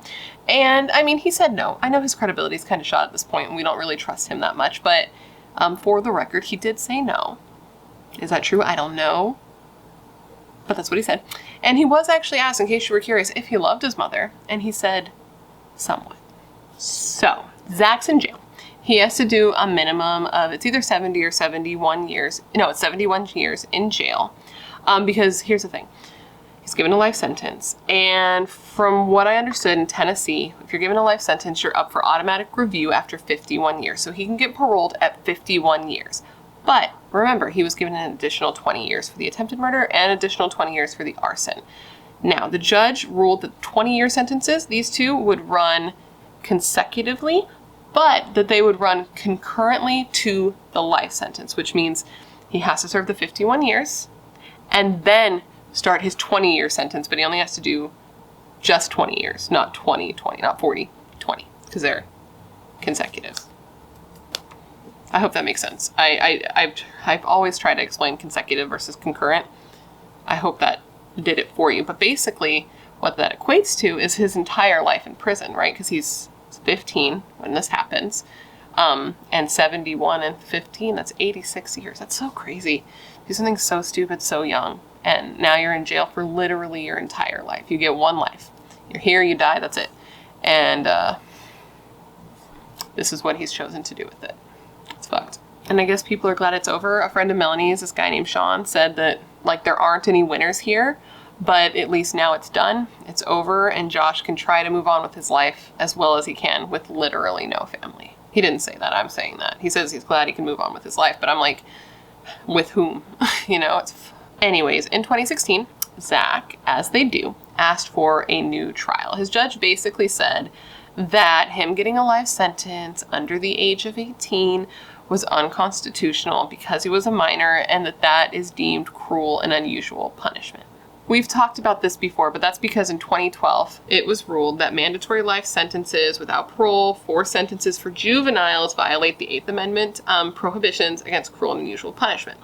The Supreme Court ruled that its 2012 decision applied retroactively to individuals who had already been sentenced for crimes they had committed as teens, but the decision applies only to life sentences where there's no possibility of parole or no automatic review of a sentence after a period of time.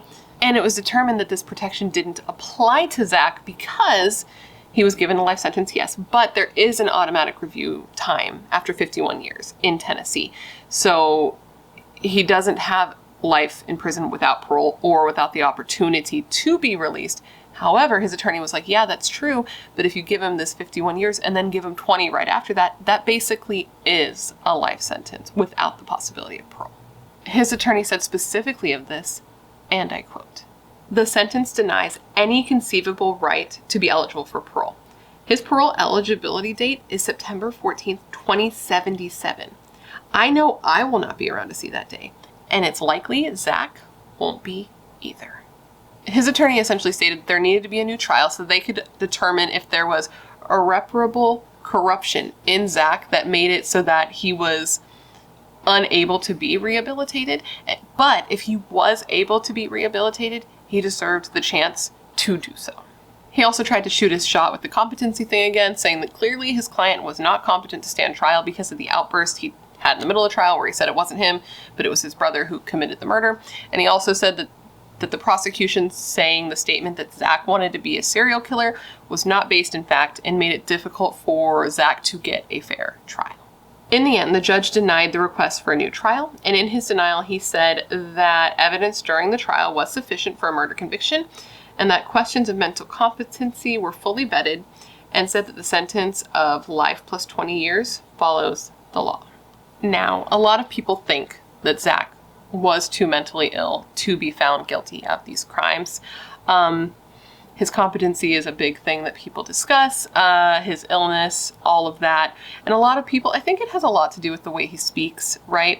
A lot of people I mentioned this the first time I covered this case, but a lot of people think that he is possessed by demons. If you're somebody who believes in the supernatural, a lot of people have come out, that was like a big thing. Reddit, listen. They think he's possessed by demons. They hear things in his interview, like when he goes to answer, and it sounds like he says it wasn't me, like under his breath before he speaks. I've seen what they're saying, but I feel like this is the type of thing where people are trying to find an explanation for something that doesn't have one.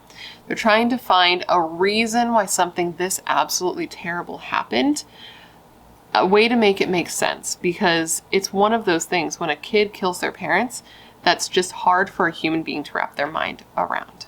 Like, you have to give it some sort of justification. Otherwise, it makes it terrifying to exist, because that means that this could happen to anybody. But the fact is he did it. He tried to cover it up. And based on our laws, that made him guilty. So that's where the case stands. He's in jail for the rest of his life, and his mother is dead. And based on their shared tombstone, it seems like she was buried alongside her husband. And now Josh is left with no family. His mother's dead. His father's dead. His brother's in jail forever. These cases always fuck me up when somebody's left with completely no family. And then on top of that, he has to be left with the knowledge that he was meant to die in that fire, that his brother wanted him to die, and that his brother believes that he did these horrible things to him. And I think that's the saddest part, because, like, I'm no mental health expert, right? Mental health expert? Sure. Yeah. Psychiatrist, psychologist, whatever. I'm not that. But to me, it does seem like he believes that happened to him. And that's so sad, because, I mean, he seems to have a fixation on this sort of thing happening in general. I mean, still thinking that the other inmates were going to do it, thinking that the guards did it, were going to do it, right? Like, he has a fixation on this, so he really believes his brother did it, and that's so sad. This whole case is really sad, honestly. It does feel like it's one of those things that hindsight's 2020. It does seem like he was a sick kid and needed help, to me. And I mean, there's a million reasons why she could have pulled him out of therapy. You know, I feel like people will always be like, oh, she should have done this, she should have done this, she should have known blah, blah, blah. But the thing is we don't know what it was like in her position. We don't know what she thought was going on. There's a million reasons why she could have taken him out of therapy. For one, they were moving. Two, therapy is so expensive. Mental health care is so expensive and complicated. And being able to get help for those things in America is honestly a bit of a rare blessing. So who knows what was going on? She couldn't have possibly known he was as bad off as he was, or she wouldn't have done it, right? I'd like to believe if she knew how bad off he was, she would have got him the help he needed. Nothing about her, no reports about her say she was a bad mother or a non-attentive mother. Everyone says that she was great. So it really just seems like a series of unfortunate events that maybe could have gone differently. Maybe they wouldn't have, but the fact is we'll never know, because she's gone and now he's in jail for the rest of his life, for the life that he took. Because here's the thing, there is a good chance, like I've said, I believe that he's probably sick, that he probably does have schizophrenia, that he probably was delusional and believed that these things happened to him. But here's the thing, a lot of people have schizophrenia who aren't violent. And it's sad but true, but a lot of people get sexually assaulted, right? But a lot of these people don't go on to beat their mother to death with a sledgehammer and try to burn their brother alive. Now, I know that was heavy, but considering all of the information that I've just given you, I'd like your opinion, and that is this. Do you think that Zachary Davis should have been found guilty or should have been found not guilty by reason of insanity? Please let me know in the comments below. But with that said, that, my friends, is the story of Zachary Davis, the 15-year-old who gave one of the scariest interviews with Dr. Phil of all time. I hope you found this case to be interesting and informative, and I hope I gave you all the information you would want when looking into this case. And of course, thank you for remembering Melanie with me today. My name is Brittany, or Bratterstein, whichever you prefer, and today we're going to be discussing a twisted man named Joel Guy Jr. But before we get started, if you have not yet had the pleasure, please make sure to join the Brat Pack by subscribing and ringing that bell. I put out new true crime videos every single week, and I would love to hang out with you. Yes, you, specifically you, but I can only do that if you join the Brat Pack and become one of us. One of us. One of us. One of us. And you can also follow me on Instagram and Twitter if you want. They're both Bratterstein, but no pressure. Okay, now that I am done begging you to join my cult, we can get into this video. And now this case, if you have not heard it, bro, let me tell you what, it is insane. It is almost unheard of in its brutality, and it's one that I've wanted to cover for a while. It's been on the list and I just hadn't gotten to it. And it's also one that was recommended by a couple of members of the Brat Pack here. So I want to thank Callie, Jennifer, and Brenda for their suggestion and the actual nightmares.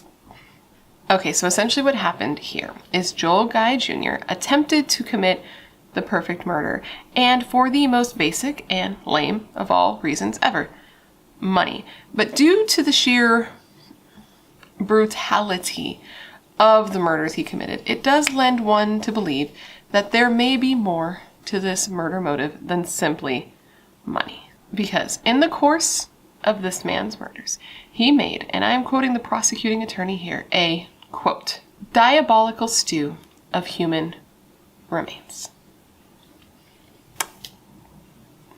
If that doesn't paint a picture, I don't know what does. So today I'm going to be telling you that whole story, and while I do, I'm going to be putting on a full face of makeup, hence the makeup and morbid makeup. Now, if that's not really your thing, that's cool. Thanks for hanging out this long. I hope you find a channel that presents this case in a way that you prefer. But if you're on the fence, you're not sure how you feel, maybe stick around. You might be surprised by how much you like me. And if any of you are ever curious about what makeup or anything I'm using, it'll all be listed down below for your convenience. Now, with all of that said, come gather around and let me tell you the story of the twisted murders committed by Joel Guy Jr. To get started with our case today, we're first going to jump in our handy dandy time machine and we're going to head to late November of 2016 in Knoxville, Tennessee. This is where a couple, Joel Guy Sr. and his wife, Lisa Guy, were preparing to have Thanksgiving like most American families in late November. They were really excited to have their large, close-knit family in one place. They were going to have all their children, all their grandchildren in one place to share dinner together and just have a good time. If you've ever had Thanksgiving, you know. Maybe you know, I don't know your life. For my house, it's a great time of hanging out, seeing each other, eating until you cannot move, and then taking naps in the living room or wherever you happen to fall. Unfortunately, though, for the Guy family, the good times would not continue to roll past the holiday season because by the end of that holiday weekend, both Joel Guy Sr. and Lisa Guy would be murdered and dismembered in their own home. At the time of their murders, Joel Guy Sr., who was 61 years old, had just retired from working as a pipeline engineering designer. He had worked in this field for many years, but had recently lost his job and had decided it was time for him to retire. And his wife, 55-year-old Lisa Guy, had worked as a human resources accounts payable administrator and was just on her, I believe, last week of work, and she was going to be retiring as well. Joel Guy Sr. had been married once before to a woman named Patricia, but the two didn't work out, and eventually he met his forever wife, Lisa. Joel had 3 daughters when him and Lisa met, twin girls named Angela and Michelle, and a third daughter named Shandice, and these 3 girls were all born to his first wife, and though they were technically Lisa's stepchildren, she didn't see them that way, and they didn't really see her as a stepmother either. Joel and Lisa had married when the girls were still pretty young, so Lisa had been there pretty much their entire lives, so they just saw her as their other mama. The girls would come and visit every summer for an entire month, and they always looked forward to it because Lisa and Joel had a more stable household. Not that their biological mother wasn't a good mama, she just, she was doing it all on her own, which brings with it many challenges. But Lisa and Joel were a 2-partner household, so the dynamic was just different. It was always a warm and happy home. Lisa was always making sure dinner was on the table for the family meals, and she would greet Joel at the door all lovey-dovey, which is so cute to me because they had been married at this point for over 3 decades. And the girls also said that Lisa always had the cupboard stocked with sweets and treats for them when they were kids, and so Joel's daughters just loved that. One of Joel's daughters, Michelle, even said that she wanted to be like Lisa.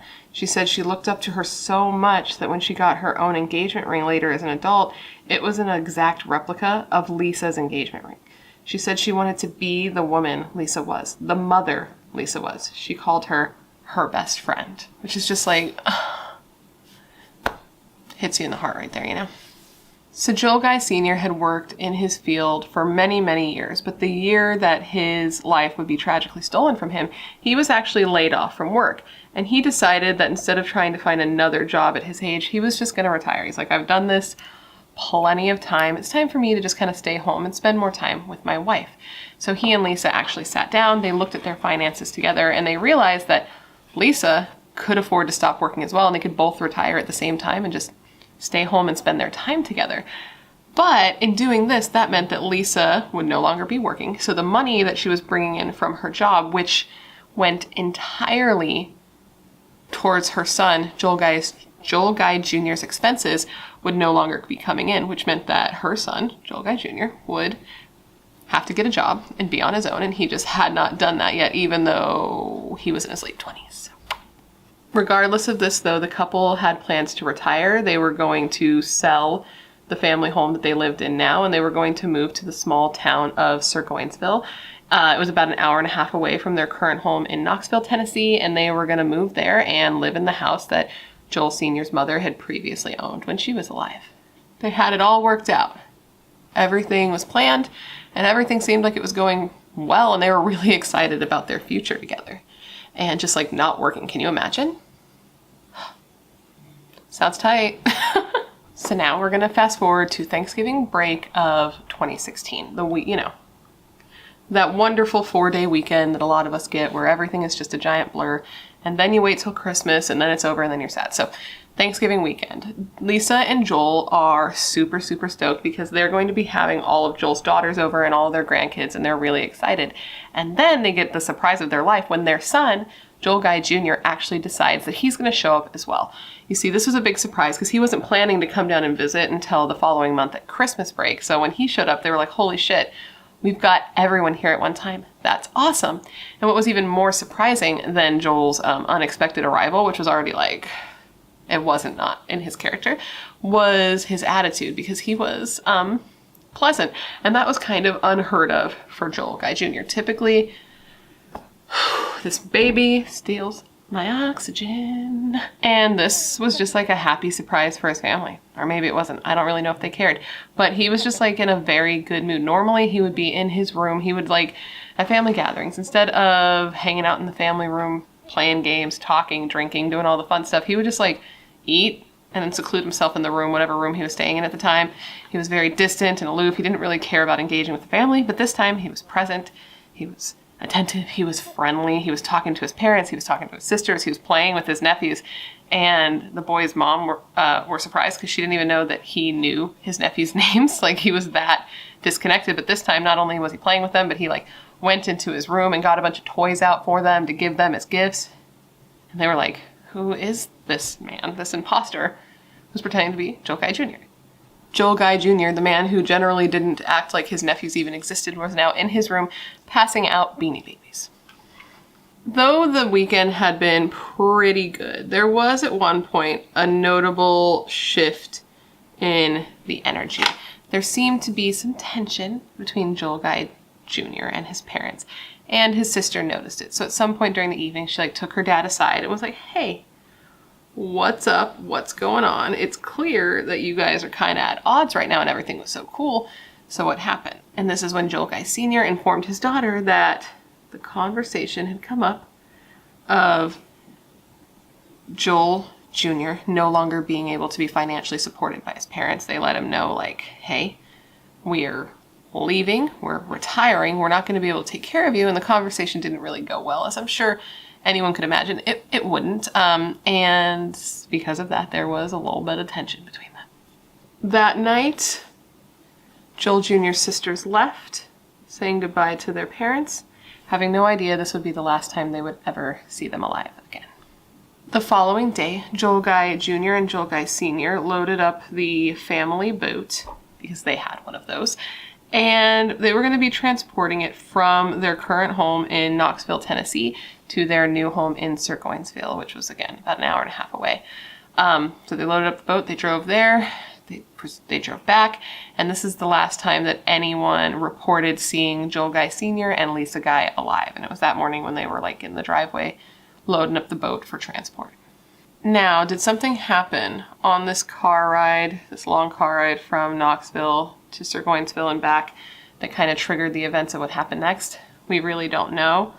But it was clear to investigators after looking into this case that this definitely wasn't like a spur of the moment act of rage killing that just happened over strictly something that happened over that weekend, because when they looked into it, they found that Joel Guy Jr. had planned this murder out extensively and for a good period of time before actually committing the murders. So it was very, very, very, very premeditated on his part.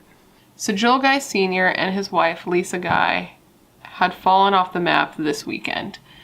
And it was definitely noticed by the couple's daughters, because they usually talked to their dad and to Lisa like every single day. They even had a group chat where they would often speak several times a day. And there had just been radio silence ever since they had left from the Thanksgiving holiday. And one of the girls' birthdays had even come and gone, and they didn't receive any correspondence with their father or Lisa. And this was very odd. This was so out of character for the guys that it definitely raised some alarm bells for their daughters. So their daughter Michelle decided, since she lived the closest, that she would drive over and just kind of check in, see what's up, because it just wasn't like them to go with such radio silence, since none of them had talked to them since the holiday. So the day Michelle decided she was going to go over and see what was going on was Monday, November 28th, and she was going to head over after she finished work for that day. But unfortunately, she never got the chance to do so, because midday, police were already at that house discovering the two's bodies. So let's now talk about that day, November 28th, 2016, when Joel Guy Sr. and Lisa Guy were found dead in their home. That day, Lisa Guy was scheduled to show up at work. It was her last week of work before retirement, and she never showed up at her scheduled time. And this was just completely unlike Lisa, so it immediately raised some red alarm bells. Red flags, alarm bells, in her coworkers' brains. Their lizard brains were tingling. So her coworker and supervisor and friend named Jennifer actually called police and requested a welfare check. This may sound dramatic, but she had called both the couple's cell phones and their landlines over and over, received no response. And Lisa had worked at this company for a couple years.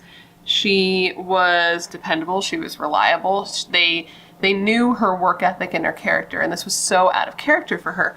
And yes, she had technically quit this job. She had put in her notice that she was quitting just a couple of days before. And some people are the type that will put in their notice, and then like each day after putting in their notice, their alarm clock will go off, and they'll be like, why am I even finishing this off? Like, fuck this, I'm just gonna stay home. But that wasn't Lisa. That wasn't in her nature. That wasn't in her character. They knew her pretty well. You know, you become friends with coworkers a lot of the time, and that just wasn't like her. And in addition to that, her and her coworkers had plans together that day. They were going to be going out to lunch to say kind of like one last hurrah, to say goodbye to her before she retired. And this is just not something she would have missed. And if she wasn't going to be able to make it, she would have definitely called. So it wasn't a normal day at work. It was like Lisa day. And Lisa was like, no, fuck this. Like, that doesn't make any sense. So she called the cops for a welfare check. A detective who worked this case named Jeremy McCord later said of this fact, and I quote, "It's odd for me when someone has a planned event and they don't show up for it. Especially a Hallmark event, like you're retiring. That would cause any reasonable person alarm." An officer was dispatched to go to the home to do the welfare check because of Jennifer's phone call. And one cop ended up showing up alone the first time. And he got there. He noticed there were some cars in the driveway. He walked to the door. He knocked on the door. Nobody answered. Guess no one's home. He walked around the side of the house, kind of listened at the windows, looked in the backyard, and didn't see anything. And so he decided, if I don't see anything, I don't hear anything, I guess there is nothing going on. So he just dipped.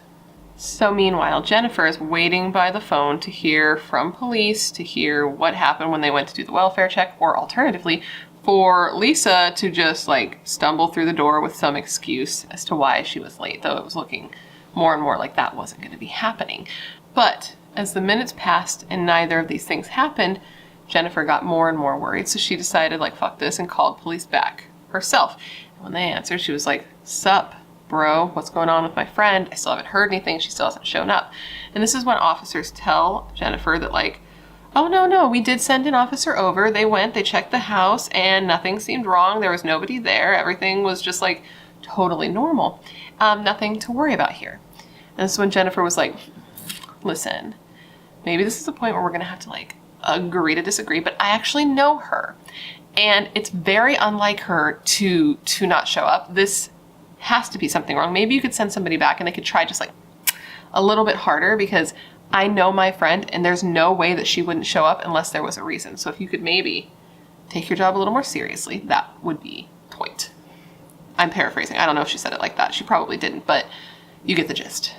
Police surprisingly actually listen to Jennifer, and more officers are dispatched to the Guy home. I believe it was either 2 or 3 this time. I know the first time it was 1. Second time it was either 2 or 3.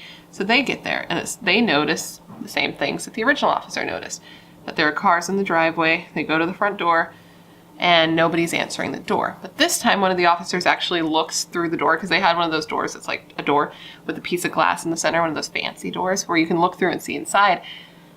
And when the officer looked inside, he noticed that there was a bunch of groceries on the floor that were just sitting there. And it looked like there were some perishables up in that bitch. And that stuff needed to go in the fridge, but it wasn't in there. So that was already a little bit odd. They also noticed that the front door seemed odd. It seemed out of place. It didn't look like it belonged on that door. And it had marks on it, so it looked like it had been recently installed. Noting that this was odd, police decide they want to search a little further. So they go over to that side gate where the initial officer had went, but this time these cops jumped the gate and went in the backyard. And they noticed that there was an empty doghouse and then a patio that led to the back door. And when they walked up to the back door, this is where things got a little bit odd, because they noticed that the doorknob from the back door was just missing. There was just a hole where the doorknob should be. And it was later found out that the doorknob on the back door was missing because it had been removed to be placed on the front door. You know how the officer noted that the doorknob on the front door seemed out of place? Well, somebody, Joe Guy Jr., had taken the doorknob off the back door and put it on the front door. We'll get into why a little bit later. And so there was just a hole where a doorknob should be. And when the officer crouched down to look through this hole to get a better look inside, he was smacked in the face with a strong chemical smell and with a bunch of heat that was protruding or escaping from the hole in the door. Naturally, police were like, what the fuck? But they didn't have a way into the home, and for whatever reason, they didn't want to just break in at this point, though I do feel like that's kind of probable cause, but either way, they didn't want to do that. So they're like, how are we going to get into this house? But remember how I told you that the guys were in the process of selling their home? Because of this, there was a Century 21 sign on their front lawn. And the officers were like, sometimes real estate agents have keys, or sometimes there are keys on the property so that real estate agents can get in. So they contact the real estate agent to see if they know of a way to gain access to the property. So when they called this real estate agent, they learned that the guys had actually already sold their home and they were set to be out. They had a date that they had to be out by that was coming up. And so the cops were like, okay, cool. Is there a way for us to get into this property? And the real estate agent lets them know that, yeah, there should be a lockbox on the doorknob. You put in a code or a key and you get the key to the front door, you unlock it and you go in. But seeing as how the front doorknob had been removed and replaced, this lockbox was no longer there. So she's like, huh, that's weird. Okay, are there cars there? If their cars are there, you could look in the car for a garage door opener or a house key, something like that. Pull down the visors, look in the car and see if you can find something. So officers did check the car and they didn't find any house keys, but they did find the garage door clicker. They clicked it, they entered the home through the garage. And as soon as they entered the garage, they found that the smell of chemicals and the heat were way, way more intense, but not nearly as intense as it was about to be. Because once they opened the door that led from the garage into the house, they were knocked on their asses by the smell and the heat. And it was so bad that one of the officers noted that the skin on his face tingled and burned. As officers entered the home, they found a lot of weird stuff. They found the wallets and identification of both Joel Guy Sr. and Lisa Guy. They found several open bottles of cleaner and chemicals like bleach and shit all over the place. They found a hammer. I believe they found a sledgehammer as well, if I remember correctly. They found a shit ton of guns, just guns and ammo all over the dining room table. They found a new doorknob, a lock set on the kitchen table that was yet to be installed. They saw all the groceries all over in front of the front door, including several cases of beer. And as they continued further, they found what was causing the immense heat. And it's first because they checked the thermostat and it was set to 90 degrees. Somebody intentionally roasted that house. And then on top of that, plugged into the wall. Jesus.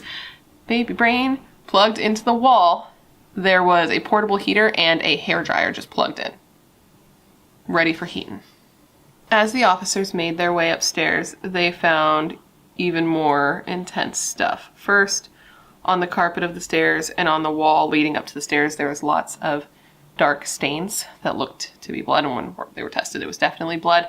And as they got to the top of the stairs, they found that there was a baby gate separating the first and the second floor from each other, and in the distance they heard the awful sounds of a dog just crying and crying. So I'm assuming the baby gate was there to stop the dog from going up and down, keeping him in one place. It's not effective, but I've tried that with my dog before, and yeah, it's not effective because he's big and he'd just be like, okay, so I'm gonna walk over this because fuck you, I'm a big ass dog. Once they entered the second floor through the baby gate, right on the other side of the baby gate, they found a pile of bloody women's clothes that had a cut through them, they had been cut off somebody, in a pile, a dark pool. And next to that was a couple of buckets of more chemicals. It's hard to say what exactly there were because there were just various different types of cleaners and chemicals all over this house as police were searching. And I can only imagine at this point that as police continue to search this house, their anxiety raises more and more as they find no people, but just more and more craziness at every turn. As they searched room by room, they found rolls of plastic, more cleaner, knives, gloves, and all of this with that awful, deafening sound of a baby puppy just howling in the background. I can't even imagine what that was like. And they kept searching, kept, clearing the house room by room until they came across the workout room. It was like an at-home gym. And as they looked in there, they saw a pair of hands. Severed male hands lying on the floor in what they described as the prayer position. And as soon as they saw that, they were like, oh, fuck this, we got to get out of here and call for backup, because they probably weren't like homicide crime scene techs, you know what I mean? So they headed out, which I would have done the same if I found a pair of severed hands in a workout room.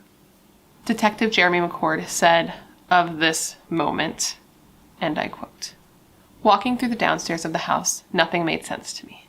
You can see straight down the hall, and I saw hands, not connected to a body." At that point, the other officers held the hallway, and we started doing standard building clearing. I will never get those smells out of my head or my dreams. 61-year-old Joel Guy Jr. had been stabbed to death. He had been stabbed at least 44 times. And we say at least 44 times because at the time the bodies were found, they were so badly decomposed that this is just what they could deduce based on what they could see in the soft tissue that was still remaining after decomposing the way he had. And this attack had happened in the workout room of his home. He had been stabbed in several of his internal organs, and some of his ribs had even been broken off due to the stabs. He was then dismembered, his hands being removed, his arms being removed, his legs being removed, and a single foot being removed.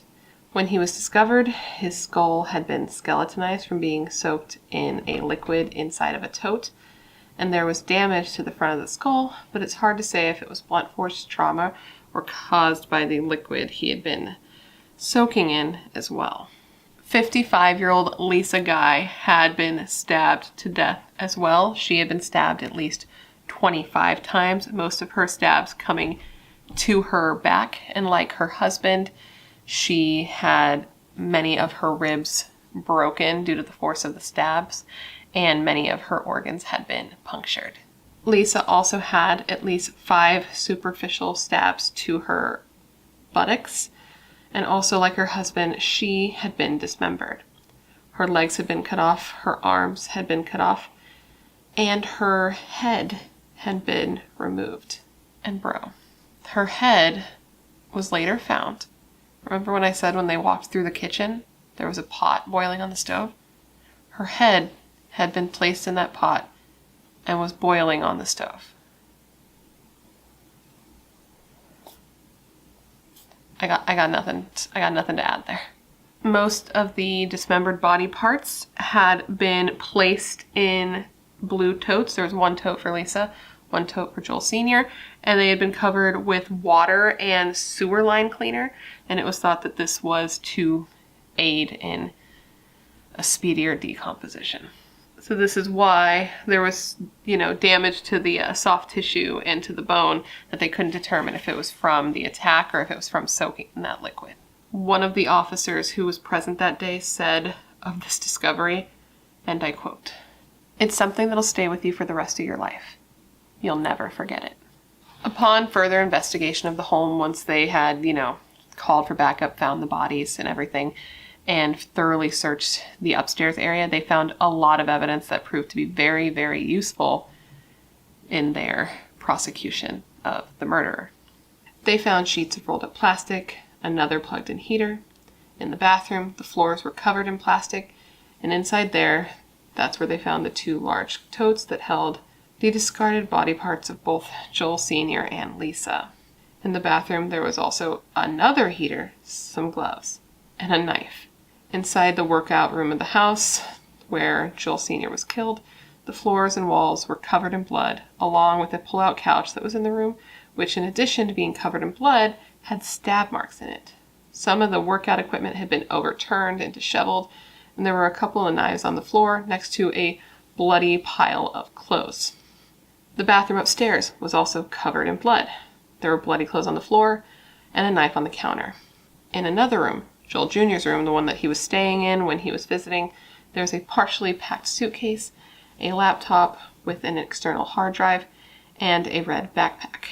Inside the backpack there was a notebook, and inside this notebook, officers were going to find everything they needed to properly prosecute this case. Well, not everything. A multitude of things that would help prosecute this case. But we're going to get into what was in that notebook in just a little while later.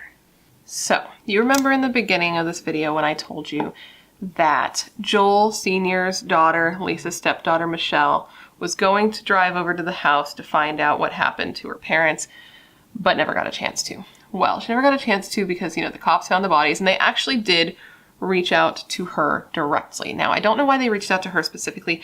I don't know if she was listed as next of kin. I don't know if they got her contact from their cell phones or what, or if it's just that she was the daughter who lived the closest to the crime scene, so she would be the best to contact.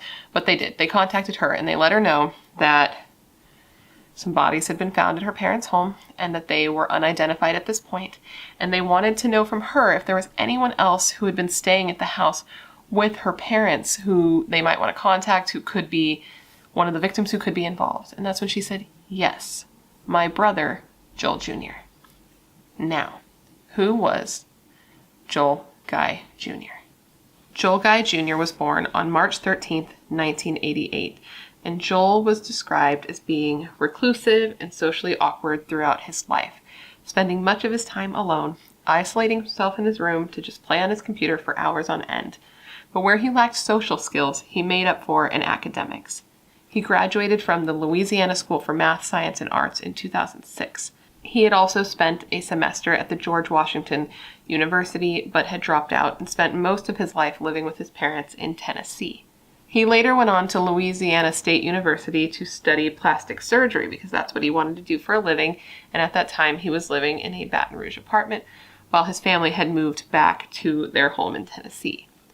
He had spent 9 years in college without graduating, and all of it was financed by his parents. By the time of the murders, Joel Guy Jr. was 28 years old and had never really held down a steady job. He had never had to actually work.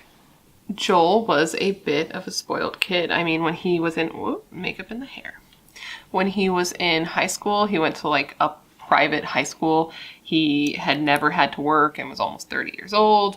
And he just was kind of a dick to his parents, He was reclusive and not loving and not attentive and not appreciative of the things his parents did for him, which is just messed up. But I guess that sometimes happens when you're a spoiled little shithead kid, even though some kids can have a lot and still appreciate the things that they have and still appreciate their parents for doing what they can to give them what they need, but not this guy at all. And now they were they were selling their home. They were going to move away. They were going to cut him off. And this wasn't, something that was ideal for a spoiled little shithead brat who was, a bit of a loner, had no friends, had nothing else going on, and now he didn't even have this and was going to be expected to work. No. It was very Jill Roberts in Scream 4. What am I supposed to do? Get a job? Work? Yeah, bitch. That's what we all have to do. Guess what? That's what you have to do too. You're not born a Kardashian. You don't just have money at your disposal to help you, well, I'm not saying that they don't work, but you know what I'm saying.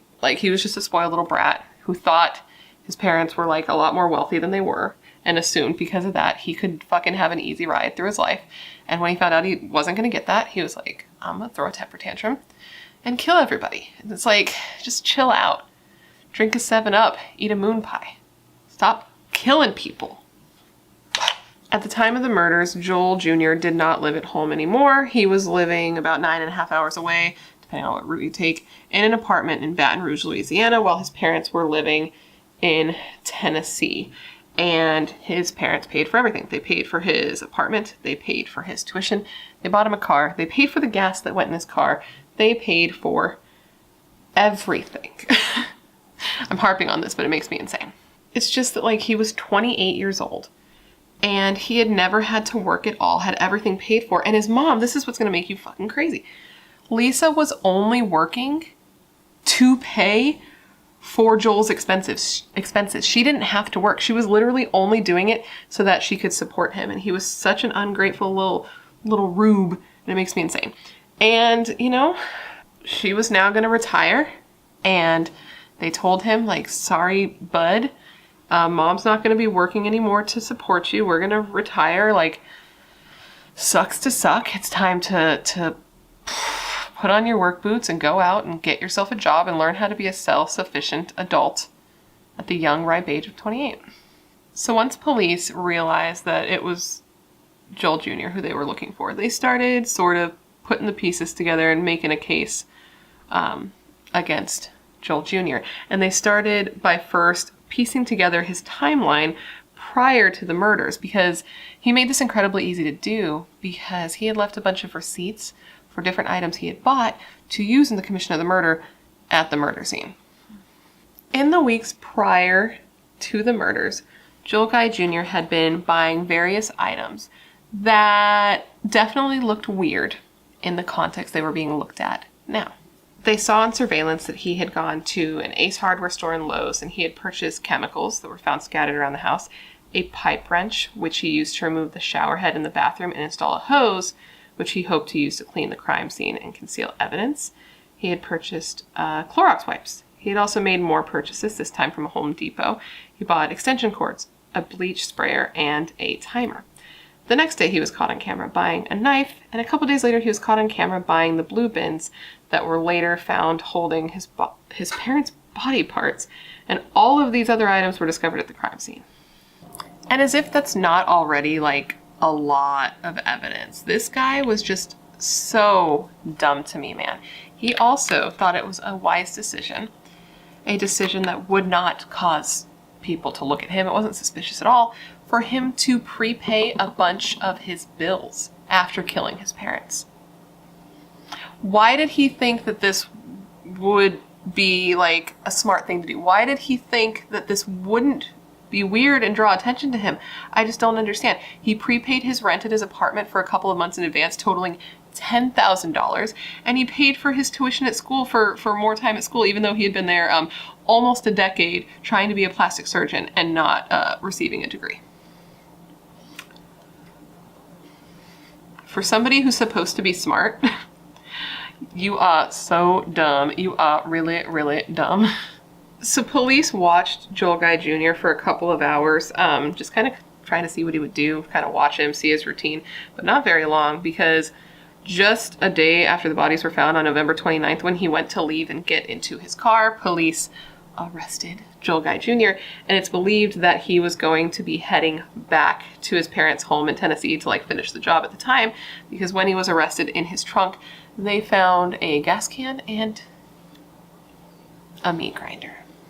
Officer McCord said of the arrest, quote, "He knew why we were there. He knew he was coming." When police searched Joel Jr.'s apartment in Baton Rouge, they found that he was probably trying to figure out how best to proceed with disposing of his parents, because they found a dog bone in a blue tub filled with chemicals, and it's thought that he was kind of trying to see how long it would take the bone to disintegrate. So Joel Guy Jr. was arrested, and once he was, and a trial ensued, all of the evidence was laid out, and it painted a very clear but very gruesome picture of what Joel Guy Jr. intended to do, what he actually accomplished, and why. Now, let's start with that notebook I was telling you guys about. Remember I told you about that notebook that was found at the crime scene? Let's start with talking about what was discovered in that little thing. Inside this notebook, someone, Joel Guy Jr., had written down their entire murder plan from start to finish, writing things like, I'm going to give you some little quotes here. Get killing knives. Get sledgehammer to crush bones. Bring blender and food grinder to grind meat. Get rid of bodies and DNA. Flush chunks down toilet. Flood house and turn on heaters. And then a bunch of various other things that showed that he was going to, murder them and then try to conceal all of the evidence that anything had even happened in that house in various different ways. And then he was going to destroy the house either by flooding it or burning it. And then he was going to try to frame his father for the entire thing. He had also put into motion the plan to have an automated text sent from his mother's phone to his phone when he was already back in Baton Rouge to show that they were still alive once he was gone, to take suspicion off of him for the murders. The notebook also included motive, money, and property. All of Joel Jr.'s parents' finances and assets would go to him. He knew he'd get at least $500,000 from his mother's life insurance policy, and that if his father was dead or missing, the entire amount would go to him. And the timing of these murders was not a coincidence either, because Lisa's retirement, like the life insurance, was coming through her job. So once she quit, she wouldn't have that life insurance anymore. So seeing as she had just a week left of work, this was the time he had to kill her if he wanted to get that money. Basically, Joel Jr.'s plan was set to begin the day of the murders when his mother left the house to go shopping for the day. Joel planned to either break the garbage disposal or make it seem like the garbage disposal wasn't working, and then call his father down to fix it. And while his father was on the ground, incapacitated and unaware, trying to fix the garbage disposal, Joel Jr. was going to stab him to death and make sure that the deed was done by the time his mother returned home from the store. And once she returned home, he was going to stab her to death as well. But things didn't really go as Joel had planned. I mean, for starters, his father was murdered in the weight room. And on top of that, his dad fought back and fought back hard. When Joel Jr. was arrested, he was covered in bruises and scratches, and he had cuts on his hands because it appeared that at some point, Joel Sr. had gotten a hold of a knife and had been slashing at him as well.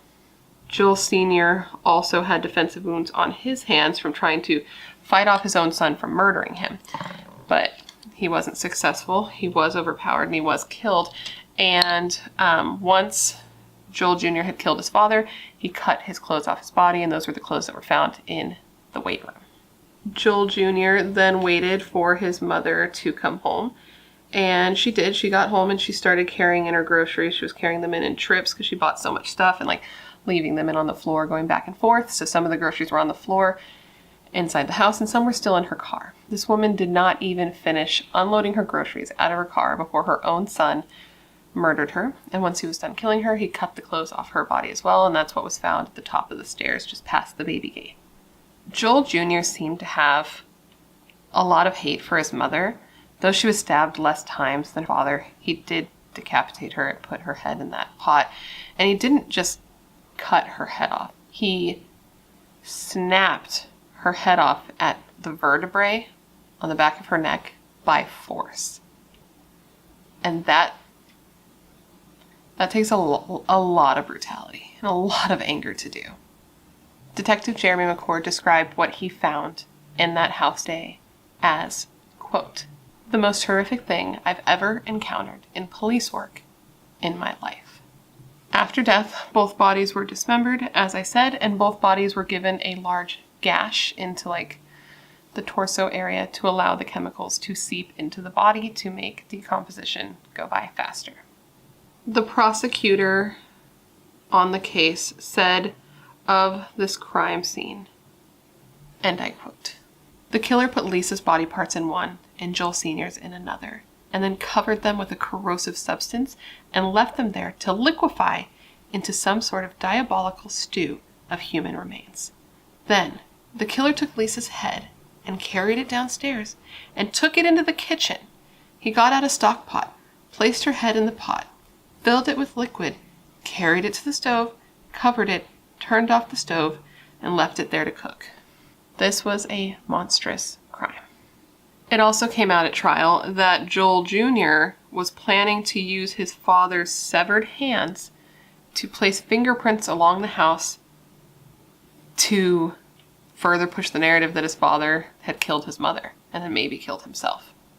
Can you just imagine that for a second? Walking around your parents' house with your father's severed hands, leaving fingerprints to frame him for a murder that you committed. In order to further push the narrative that Joel Sr. was the one who was guilty of this crime, Joel Jr. had left a note at the crime scene that had been written by Joel Sr. previously, and in the context of the crime scene, it would definitely raise some eyebrows and make you suspect him. This note said, quote, "Hold my dead ashes and sprinkle us both after you pass at Buzzard's Roost. Tell all my children I love them, and as you should know, I love you truly. I have had a blast." Now, why did Joel Sr. ever write this note? We'll never know, because he's not here to tell us. It is a little bit weird, but it didn't have anything to do with this crime because it was dated 2013. There was a date on the note. So unless Joel Jr. planned to really doctor this up and just didn't get a chance to do so, I don't see how it would really be effective in the frame job, but he didn't change the date. And it seems like Joel Jr. just kind of gave up halfway through his plan. Now, why Joel Jr. didn't continue with his plan, I really don't know. There could be a ton of reasons why he didn't finish. Maybe once he began, he realized that killing and dismembering two people was a lot more labor intensive than he had anticipated. Maybe halfway through, he looked around the crime scene and realized he was way in over his head on trying to hide everything he had done because of how messy of a crime scene it was.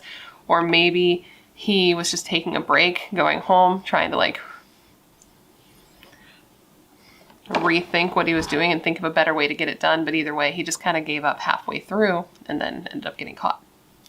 After the murders were committed, Joel Jr. headed to Walmart, the same store his mom had been shopping at earlier that day, to purchase items to tend to the cut marks all over his hands, the wounds he had sustained when he was murdering his father. And after that, he just went back to his home in Baton Rouge, and while there, he received medical attention. And it's thought that he went back to Louisiana to have his wounds looked at because it would look less suspicious than getting your wounds checked on the same night that your parents were murdered in that town. Joel's attorneys did, the best they could to try to prove that he wasn't guilty of these crimes. They didn't have a lot to work with, but they did the best they could. They tried to state that Joel Jr. couldn't have done it because of the sheer brutality of the crimes, that this took extreme anger and extreme rage, and that just wasn't inside Joel Jr., that he was a happy and content guy, that he had just been with his whole family on Thanksgiving, and he was happy, he was polite, he was playing with his nephews, he was smiling, he was engaging, he was taking family photos. Despite the fact that just him being pleasant, just him smiling, just him engaging, just him taking this family photo, standing next to his mother and looking pleasant, wasn't itself weird enough to draw suspicion.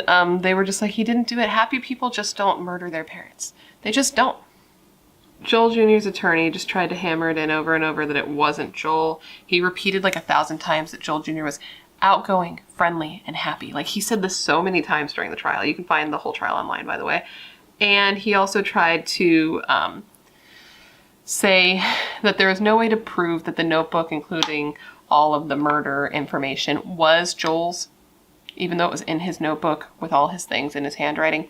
He also tried to say that there was no way to prove that it was Joel Jr. who was buying all of those murder items through the month of November because the person who had bought them had paid all in cash and had gone to different stores. Okay, except that they still have cameras at self-checkout lanes, and Joel was seen on camera buying all those things. And even if that hadn't been good enough, all the items were found at the crime scene. There's only one of them. And his fingerprints and DNA were on them. So, good try. You gotta do what you gotta do. That is your job. But it's it was just kind of dumb. But so is Joel Jr. So I don't know what to say about that. After 3 hours of deliberation, Joel Guy Jr. was found guilty on 2 counts of premeditated, first-degree murder, 3 counts of felony murder, and 2 counts of abuse of a corpse. His 2 life sentences were given to him to serve consecutively, which means that even if he gets paroled after his first sentence, which he cannot get paroled for at least 51 years from, he will immediately have to start his next life sentence. At some point, Joel even tried to fire his attorneys, and he filed a motion as his own, representing himself, which is always a good idea. In true crime cases, we always see that go very well for the murderers. And basically, he wanted to file a motion that said that if he was found guilty, he would be given the death penalty. And obviously, his defense team didn't want to do this because, their job is to not get him killed. And the prosecution wasn't even asking for the death penalty. So his motion ended up getting denied. They were like, no, we're not going to kill you, sorry, if that's what you want. And he ended up reinstating his attorney. And some people thought that he was doing this to show that he was remorseful and that he wanted to die. But I think he just didn't want to live in prison. And that he knew that killers on death row tend to have it better. And it takes forever to be executed anyway. And he was trying to get a better ride. But that's just my take on it. Now, I want to read to you guys some of the victim impact statements that were read aloud at Joel Jr.'s hearing. And I just think it's important to see what a great loss these people were, what losing them did. And it helps us remember that this kind of stuff has a ripple effect. It doesn't only affect the victims or the killer, it also makes victims out of everyone who loved these people. And I know that's such an obvious thing, but I still think it's important to discuss because I feel like, especially with true crime, and I know that this is true because I see it, we know these are people. We know these are people who lived. We know these are people who died, and we know there were people who cared about them. But I think sometimes it can fall so into this just becoming entertainment that you desensitize a little bit and forget that these people are gone forever. And, or not that you forget, but you don't let it sink in deep that these people are gone and that they were lost and that they meant so much to somebody, And I also want you to keep in mind while you hear these heartfelt, tear-filled statements that'll probably hit you in the heart and make you feel all types of fucked up, and you didn't even know these people. I want you to keep in mind that while these statements were read, Joel Jr., the son of these people, the person who murdered them, sat by, emotionless as he listened to these people talk, only even moving or speaking when he asked his attorney for a little bit of water. He just sat silently and coldly and listened to all of these people give their statements. First, Lisa Guy's brother Alvin said to Joel Jr., and I quote, "My sister Lisa Guy was truly one of the most loving, caring, and forgiving people on the face of the earth. Her husband, my brother-in-law, Joel Guy Sr., was honestly one of the most down-to-earth, hard-working, and kind people I ever met. They were the type of people who would help out anyone, anytime they could." He continued by telling the court that his mother, Lisa's mother, Joel Jr.'s grandmother, had collapsed when she heard that her daughter had been murdered by her grandson, and that she later died in the hospital after this, and that he believed she had died of a broken heart.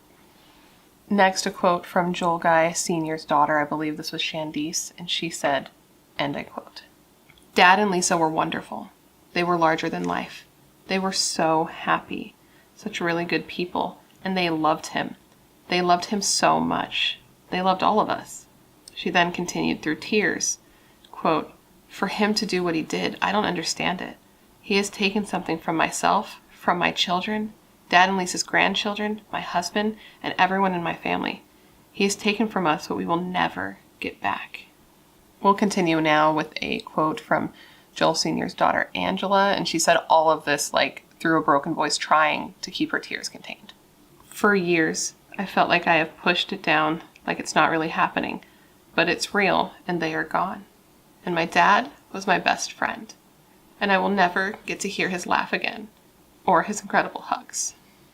She described her father as a great storyteller, and she said that she loved to go fishing with him, and she just loved him so much, and she feels like she was robbed of never getting her dad to walk her down the aisle.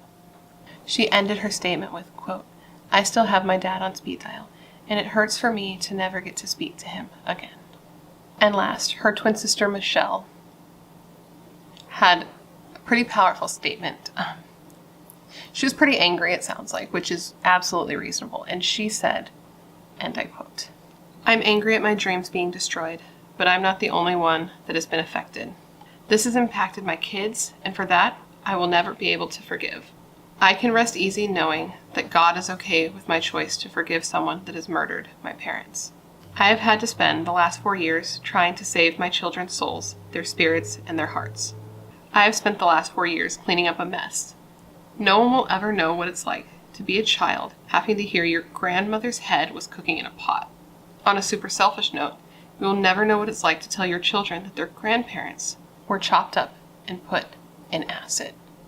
And with that powerful and gut-wrenchingly disturbing quote, that, my friends, is the story of the murder of Joel Guy Sr. and Lisa Guy at the hands of their only son, Joel Guy Jr. Isn't that just so intense and insane? And doesn't it seem almost not real? I cannot even imagine being one of the cops who walked into that house of horrors on that day. To walk in and see that scene and to somehow recover afterwards and just have to go about your day and continue your job like that's a normal day at work. That's fucking crazy. Body parts in a tote, a head in a pot on the stove, and severed hands in the workout room. What? That's fucking crazy. It's just so upsetting, dude, because these people seemed like truly wonderful, caring people who would do anything for their child, and they really seemed to love him. Like, why else would they have put up with him being the way he was and still paying his way? Like, they clearly cared about him, and they clearly loved him, and he just didn't care, and he was a selfish little shit, and money really brings out the worst in people. But with that said, I feel like there had to be more to it than just the money, because if it was just for money, why the dramatics? Why the brutality and the overkill and the cutting of the bodies and the snapping off the head? Like, it's so much that you don't need to do, that I feel like there had to have been some serious hate behind those murders as well. There had to be. But anyways, guys, that completes this video. I hope you found it interesting and informative, and it gave you all the information you would want when looking into this case, because it is definitely a case worth remembering. And of course, I want you to thank you for remembering Joel Sr. and Lisa Guy with me today, man. I truly cannot imagine what these people went through, what their final moments were like. It must have been so horrible, and terrifying. In those final moments, and they must have been so confused because they loved their son, dude. They had photos of him all over their house. They paid for everything for him. They even named him after Joel Sr. And to have the one person in the world that you love so much as a parent, and to give up all your life for, and to do everything for, just to kill you in such a brutal way and then disrespect your body after the fact in such an intense way, is unimaginable. But anyways, guys, please let me know of any other cases you would like to see me cover down below.